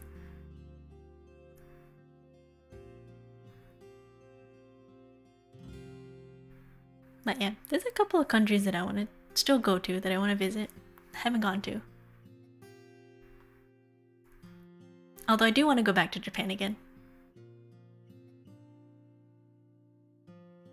They're not explicitly racist, but they tend to be apprehensive of visible outsiders. Listen, as somebody who is Asian, I can only travel to Asia and blend in. Every other country, they would look at me and be like, foreigner. Howdy, partners. Here you have a donut from the Cowboy Donut. Today's donut flavor is blueberry. Is it like a blueberry glaze? Or is it like Are you talking about like blueberry, like a blueberry bagel? Like, does it have blueberry mixed into the dough, or is it blueberries and like a blueberry topping? Kind of specify which one. A bagel? You know, like a bagel, you know, like when you make a dough, like look up a blueberry donut right now. Do you mean like blueberry as in like the topping and the icing? Or do you mean like mixed in, you know? I am a cowboy donut. I don't know what you mean by that. Xenophobia, yeah. A lot of countries are kind of like that. Well, I wouldn't say xenophobic, but it does make you an easy target for being targeted, I guess. Especially if you're like a lady, you know? There's human trafficking in a lot of parts of the world, as well as like violence. Like people will rob you. I don't know. Not a lot of countries are safe to travel by yourself when you're a girl. So if I'm ever gonna travel, I want to travel with people that I know. I don't want to travel by myself. The only time I've ever traveled by myself was when I was in Korea and Japan, because obviously I blend in as a local and I look the part enough that I'm not gonna get targeted because they're like, oh, just a girl, right? Also, people in Asia are very afraid of like confrontation, especially. Like people will leave you alone. You could leave your stuff out and people will not take it. They will chase you down and be like, you forgot something, sumimasen. Very funny. Like, I have walked out of stores without things and then they will be like, miss, here you go. I'm like, oh, thank you. Gomen kudasai. Yeah. Gomen, sorry. If someone tries to steal something from me, I'm using my American power of throwing the left hook I can bring. Ooh. Silence. I don't know about that one. I feel like that would get you in trouble. I've never been to Germany. I don't know what Germany's like. A lot of countries, you look at pictures and you Google it. I don't know what the cities look like, because I Google country and it tells me, like, Google, I don't know, Ireland right now. What do the streets of Ireland look like? Because all I see is just pictures of grass and hills. What does this city look like? Germany is like if Japan is Western. I've never seen German streets. I don't know what that street looks like.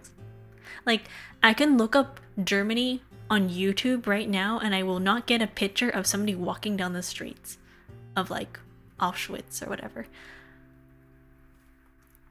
I will not see that video. I will see like somebody living in the farmland of Germany in the middle of nowhere with a giant patch of blueberries and being like, look, Germany. I'm like, what? What does Germany look like? Say Dublin metropolitan area? But like, every city looks about the same, doesn't it? Like, what does the German suburbia look like? I mean, I could go and look up, like, it's very funny because look up pictures of India right now. You look up pictures of India, what do you get? City. You look up pictures of Germany, what do you get? Not city. Wilderness. Do trees exist in India? I'll look up India right now. Add a filter to your search? I don't know what this Google search is doing. Look, I look up picture of India. All I get is pictures of temples. And I search up Greenland. All I get is pictures of the icebergs. What is this country? Is this all they're known for? Is this all they're known for? I look up India. The only thing that's memorable about India is not the land. It's the buildings. I look up Greenland. Greenland's known for their nature, apparently. Set the date to before 2019 and remove all the AI slop. Even then, like, let me look up Japan. Am I gonna get Am I gonna get city or am I gonna get land? I get buildings. I'll look up US. United States. Am I gonna get buildings or am I gonna get land? I get maps. And look up Canada. I get land. I get Niagara Falls. I get pictures of mountains. What is this? What is this search result? What is this? Why am I getting pictures of buildings? Depending on the country, I guess it's like, if your country is a third world country, you get pictures of buildings. And if you're a really nice country and you have a high GDP, you get mountains. Luckily, I would get more of a local tour of Germany since Miss Donut is from and living in Germany. I hate time zones with a passion. Maybe do 1945 for Japan. What? Not all of Japan looks like that. Only a certain part of it. You underestimate the size of land. Like, I will say, you underestimate how big that country is. If you took Japan and you put it like right next to Europe, do you know how big Japan is compared to Europe? You take Japan, you put it at the end of the UK, you are going tip to tip of Japan. Takes you all the way to Austria. Like, that thing is long. You underestimate how tiny Europe is. If somebody Thanos snapped Europe, Europe is gone. Europe is tiny. Like, the entirety of Japan fits the entirety of Texas. Like, you don't know how big the US is. Most of the photos will look like a mess. The US did a lot of things. I wouldn't say every single country did bad things. Search country picture set filter to before. Okay, let's stop talking about war. Search country city picture set filter to before 2019. Let's see here. British. Hey, not you again. Stop it. Let me block you. There you go. Sorry, I gotta take out somebody real quick. I gotta take somebody out back. Let me see a country. Australia. You know, I want to look up. Australia. 1996. Oh. I'm getting pictures of protests. Australia, Sydney, 1996. All I see is Princess Diana. I'm getting pictures of Princess Diana. I don't know how this is supposed to help me. The city does look nice. Very old. Kind of looks like kind of looks like France, the buildings. Kind of reminds you of honestly, you go to any country and you're like, you look at the buildings and you're like, oh, this reminds me of this city. You go to Toronto, it looks like Japan, I will say. You're like, ah, this looks like Tokyo. The buildings, wow, New York Times Square, whoa. Tokyo, what's it? Tokyo Shibuya looks exactly like New York Times Square. And you go to New York Times Square, you go down to Eaton Center in Toronto, and you're like, wow, this looks exactly the same. Big cities kind of look similar. The only thing that's different is the subway system. But I feel like that's a lot of countries, because optimization, everything looks similar. I miss when houses had nice charm. You know, like you go out there and everyone's all like, I want a mid-century modern country farmhouse. It's like, wait, what happened to the colonial houses? Just the word subway gives me a headache. Subway. Gosh. I've taken the New York subway once. That place is old. It's so interesting. Now I understand the size of places as I'm planning the honeymoon, even though it won't happen in a few years. Nice. Congratulations.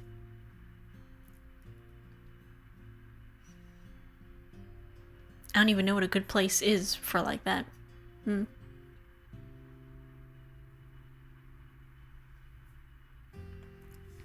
gotta, what's it called? Save and do all that. Never really understood the whole purpose of it. I get wanting to travel and stuff.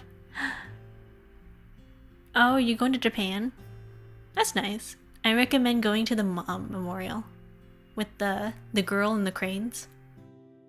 That's nice. It's pretty. There's not much to look at though. You kind of go and you're like, oh, I'm looking at buildings. I'm looking at Rebel.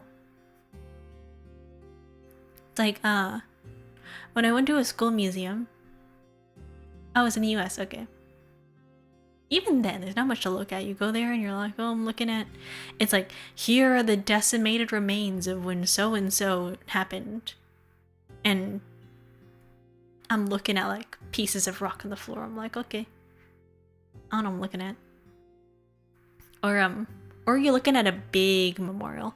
Like, a big stone with names written into it. And you're like, okay.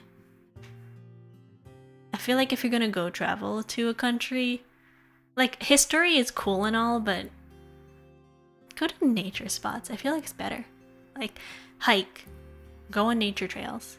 I don't know. I don't think it's very exciting. Unless you're a big history nerd, I don't think it's very exciting to be looking at giant plaques. Can't wait for the Midwest to be corn and more corn. Yeah. Wait until you rent a car and you have to go through the highways and you're like, haha, I'm on the I-95. Driving 10 hours. Just all you see is a two-way road of corn. A giant thing like a giant metal chair. True. Fun fact about the US is that you could travel and you could be like, oh, what's the nearest tourist destination? What's the greatest tourist destination along the way? And you're driving and it's so great. You're like, oh, up ahead, 30 miles this way, we're gonna see the world's giant ball of yarn. And then you go down and you're like, the world's giant corn statue. And you keep going and you're like, the world's giant cow statue. And you're like, why are all these things along the side of the road? Why do they have this? No other country has this, by the way. There's the reason why the world's biggest so-and-so is in the US. Because no other country is like, you know what we should do? We should make a giant art installation. Although I will say, you can go, there's a cheese festival in Switzerland where they have a big wheel of cheese. They have a wheel rolling festival every single year. They take the world's biggest roll of cheese and they roll it down a hill and they have a little run where they have people run down a hill and they roll the wheel of cheese after them. You should look it up. It's called the cheese run. Something like that. They literally roll a big cheese down the hill and then they make people run. It's great. I don't know, I think it's great. I remember reading about it on like the Ripley's Believe It or Not thing. The giant cheese wheel. I don't think it's a specific country thing. I think it's just inevitable with how. I thought it's run down a hill for cheese. No, you run down a hill with the cheese wheel.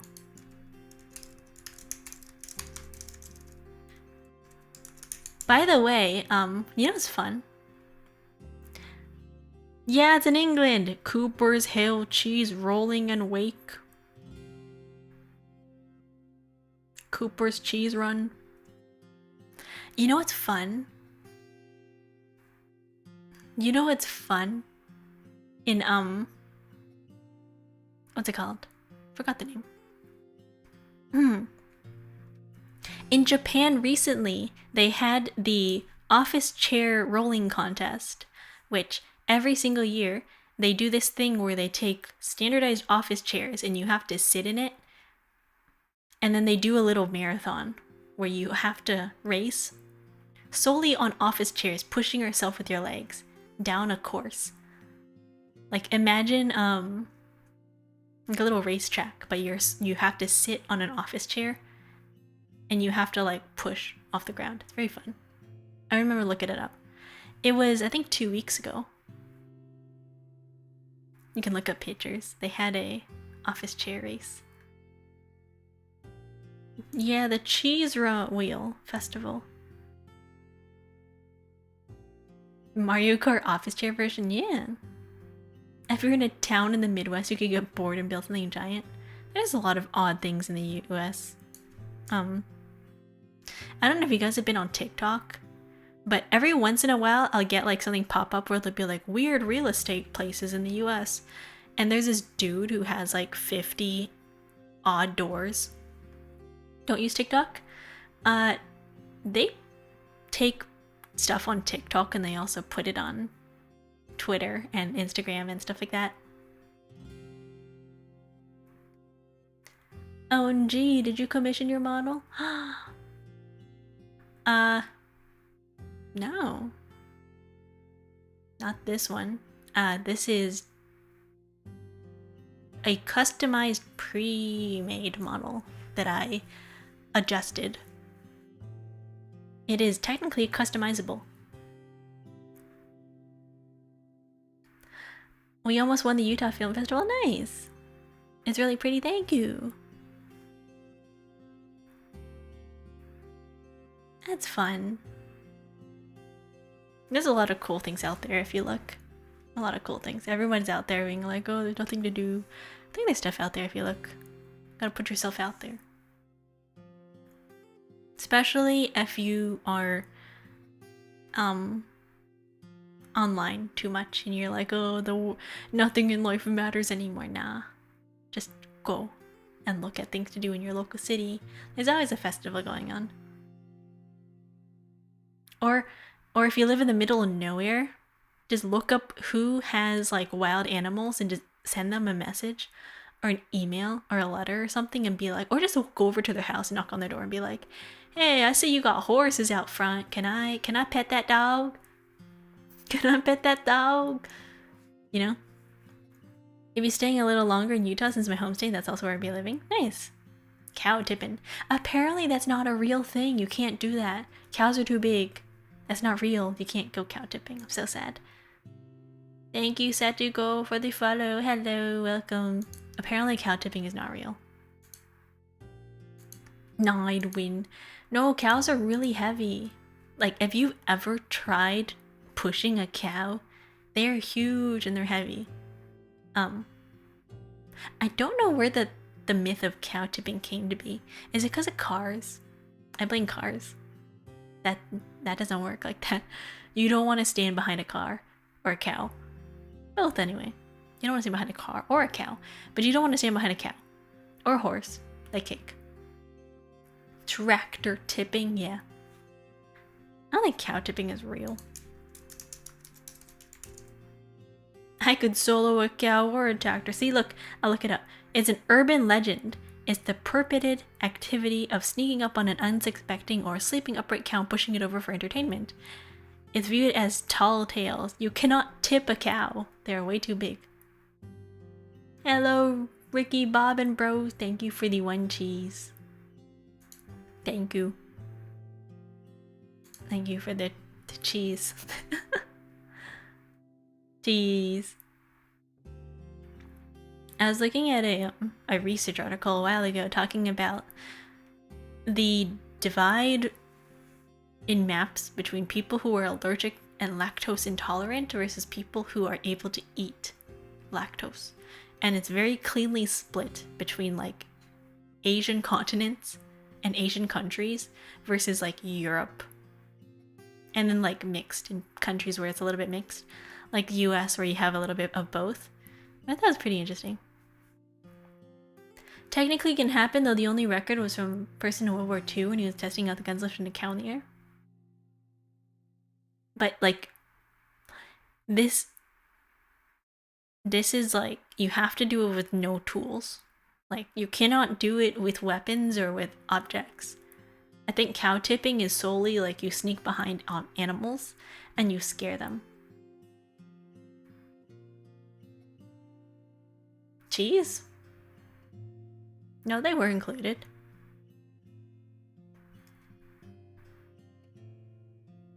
Look at myth or real. That's not real. Why would I mention that country? Because I said all countries, continents. Also, not just Africa, like there's other countries with people like Jamaica and all that. It's all countries in the world. But Asia specifically, and I mean like East Asia specifically, and maybe some of Southeast Asia, they tend to heavily skew towards like lactose intolerance versus literally any other country around the world. And they said it was because of what's it called? Like elevation levels. So if you live in, for example, like depending on your altitude, it's very difficult to raise animals and crops. So depending on where you live, your diet will be very different a long time ago. So depending on genetics, that's how things change. So if you were to live in a very mountainous area, you are less likely to be raising large livestock, such as cows. You would have a goat maybe, but you're not going to be raising cows and sheep on a large scale, like people who live in the prairies, who would be having a more diet which is very focused on shepherding and herding, like countries in, Ireland, Iceland, Greenland, France, places with a lot of land and farm. Places where they're close to the ocean, their diet's going to be obviously very diverse because they have the option for port and trade. But people who live in the middle of like the mountains are not going to have cows. So obviously they're going to be more likely to be lactose intolerant because they're not going to have lactose. And also it's expensive. Hello, Merpins, thank you for the raid. Welcome in. Hello, Raw Egg Eater, nice name. Hello, guys, welcome in. Hello, raiders. What were you guys up to? You're trying to make this all about a specific ethnicity or a specific race. No, it's about altitude. It's about where you live and like where people had and the like stuff that they grew up with. It's not about this specific thing. It's not about you. Not about you. It's not about you or your ancestors. It's about the altitude that you lived in. You were talking about Alvin and the Chipmunks Twitter roleplays? That's a thing? What? I would encourage you to look up food history. It's actually very fascinating. Yeah. Oh, cool. I mean, yeah, there's probably Twitter roleplays for anything out there. There's probably AO3 fanfiction out there, probably. Like, if you go online and you're like, Alvin and the Chipmunk fanfiction, you'll probably find something. I was deep in the trenches. Yeah, you'll probably find stuff. I don't know if it would be, like, good, but it'll be there, It exists. Like the rule of whatever. What rule? The internet? Rule 43? It exists out there. I was trying to say that to be weird. It was just that you open with Asians being more prone and Europeans being less prone. I assumed it's tied to ethnicity. No, it's not ethnicity per se. It's just Asians do tend to be more likely to be lactose intolerant because Asia as a country, a lot of Asian countries are more mountainous. Like, I don't know if you've ever been to like the middle of nowhere in Korea, but there's a lot of mountains. They're not gonna have cows. I don't know if you've ever been to Korea, but like meat in Korea is expensive because they don't have land. They do not have land. It's mountains, it's trees. It's really hard to build out there. They don't have farms. Versus Europe, which is very plain, very flat, very good. They actually have really rich soil because a lot of them tend to be by the ocean, so they have really nice farming, which is why they call it like the Mediterranean diet. They tend to have a lot of very rich and diverse crops, which is mainly based off a diet of beans, eggplants, not tomatoes, because tomatoes weren't native to those areas until I think like the 60s. Did you know that it wasn't until like a way, way longer time that tomatoes were popular in a lot of cuisines? Because tomatoes belong to the nightshade family. People thought tomatoes were poisonous. So people did not like tomatoes. So whatever thing that you think about for recipes and stuff, tomatoes did not exist. A lot of food cuisines are very recent to like, I mean, recent as in relative to like history, but it's very interesting. Thank you, Merpins, for the follow. Hello. But yeah, I recommend reading. There's a book called Food Around the World. I recommend reading that because it breaks down different countries based off of food, and talks about the region, the history, the continent, lifestyle, and how things were grown. As of like, I think it goes back to like the 1600s and the trade, and how like the food developed over the years and what people usually eat and the dining habits, as well as like stuff like that. It's very interesting. Like, in a lot of European countries, dining culture is very focused on meal times, especially dinner times, supper, focused on family. So for people who live in Europe, their suppers tend to be very long, which is why people had like multiple dishes on the table, and they would sit there for a really long time because it would just be a time to get together as a family and to talk. Versus other countries around the world who supper isn't exactly like a super big activity. Most of the time they view like lunch times as very popular. For example, countries who are very close to the equator. I forget which countries, but countries that are very close to the equator, they don't farm or do anything because a lot of these countries are farmers. They require farming to have like their livelihoods, right? They sell crops, they plant crops, that's all they do. Very much farming countries way back then.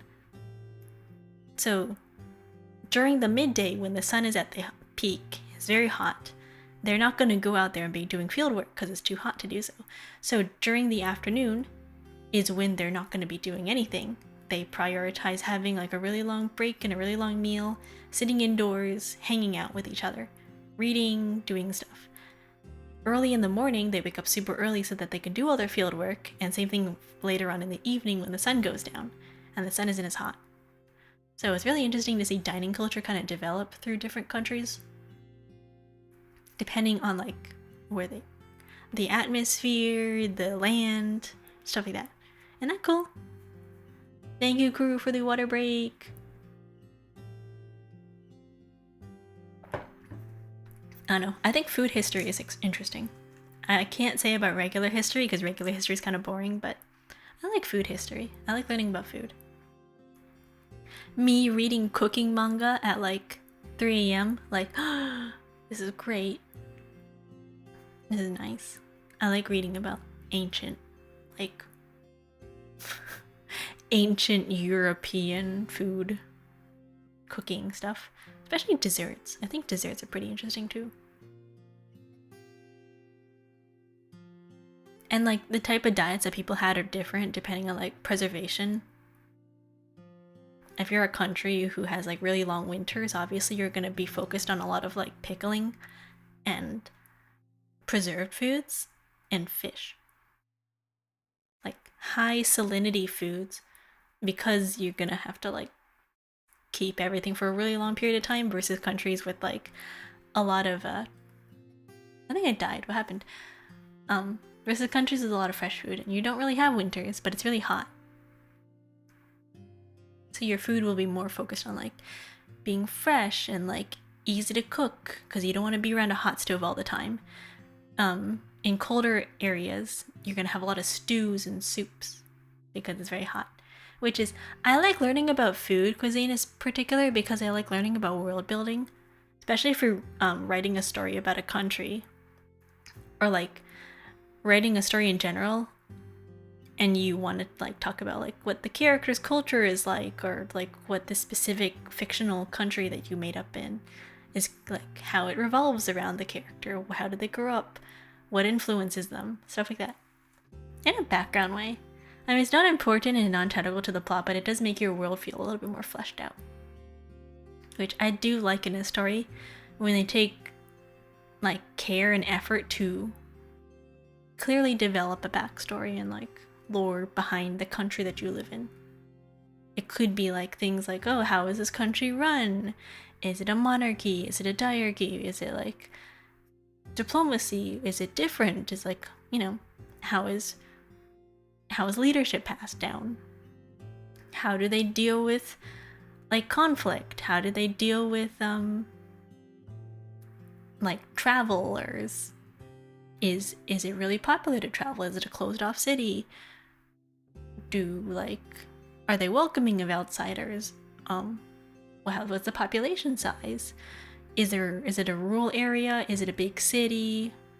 Does your character like live in a place where they're like close to the ocean? Is there a lot of like, you know, in and out travel? Stuff like that. I think it's pretty interesting. Especially as somebody who was like a writer, or like trying to be a writer who likes thinking about stuff like that. I like reading about stuff like that when it comes to history.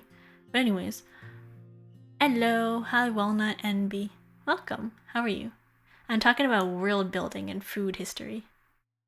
But I'm also gonna go to bed. And thank you for the follow. Oh my goodness. We've reached our follower goal. 630! Woohoo! And then next up we have did it reset? Where's my next follower goal? Did I not set up? What happened? Oh man, didn't go through. I think my next follower goal is 650. Yay! Anyways, I am gonna head off and go to bed because I am gonna probably lie there and think about like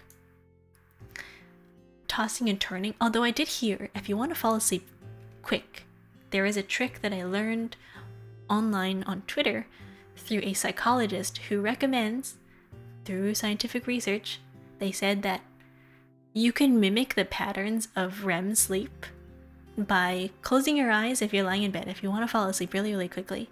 Pro tip, guys. Lie in bed, close your eyes. If you're having trouble falling asleep, they said to close your eyes, slowly move your eyes left to right, really, really slowly. Just look around. Move them back and forth about 20 to 30 times, and then move them up and down. So you want to slowly move your eyes like that. Really, really slowly. And you should be able to fall asleep pretty quickly. Because your brain is focused on like, your eyeballs move when you're asleep, so you're kind of mimicking that motion of when you're sleeping. Will it work? You can try. So if you're having trouble falling asleep, you can close your eyes and move your eyes. Be like, okay, and then count. Be like 1, back and forth really slowly, 2. Try fall asleep. Anyways, I'm gonna go to bed. It's almost 2 a.m. and I have to get up at 7. As I do every night, but it was nice talking with everybody. That's big. Yeah. Anyways, good night everybody. Hello Nathan. Good night. I'm going to bed. Have a nice day. Thank you for stopping by. I'm really sorry. I gotta go. I know you just got here, but bedtime for me. Good night. Bye bye. See you! I will see you all on Friday. We'll be playing Who's Lila? And good night. Thank you! I've been lurking, hell yeah. I'll be playing Who's Lila on Friday. It is not exactly a spooky horror game, but it is a point and click with a story. So I'm excited to get into it. We'll probably be doing it on the same PC, this one. I don't know if I can get it on the old PC. Hello, Sorkuatu. Thank you for the follow. Good night, everybody. I will see you guys on Friday at 10 p.m. Good night, EST. Bye-bye.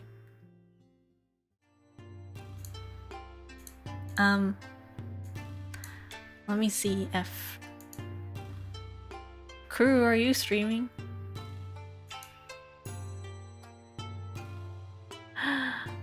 People are playing Pokemon Poco P and I really want to play, but I don't have a Switch too. People have a Switch too. Sorry. I keep seeing content about Pokopia on my TL on Twitter and it is so sad. I'm getting FOMO. I'm like, oh, I want to play it. I know I would enjoy it, but I'm not justifying buying a Switch 2 just for that game. But yeah, hello, thank you for the follow. Welcome in. Hi. Sorry, I'm going to bed. I'm going EP time. Good night. Bye bye. Take care. I will see you guys next time. Good night, good afternoon, good morning for people who are just waking up, and for people in the afternoon, and for people at night like me. But yes, bye bye, take care, see you all.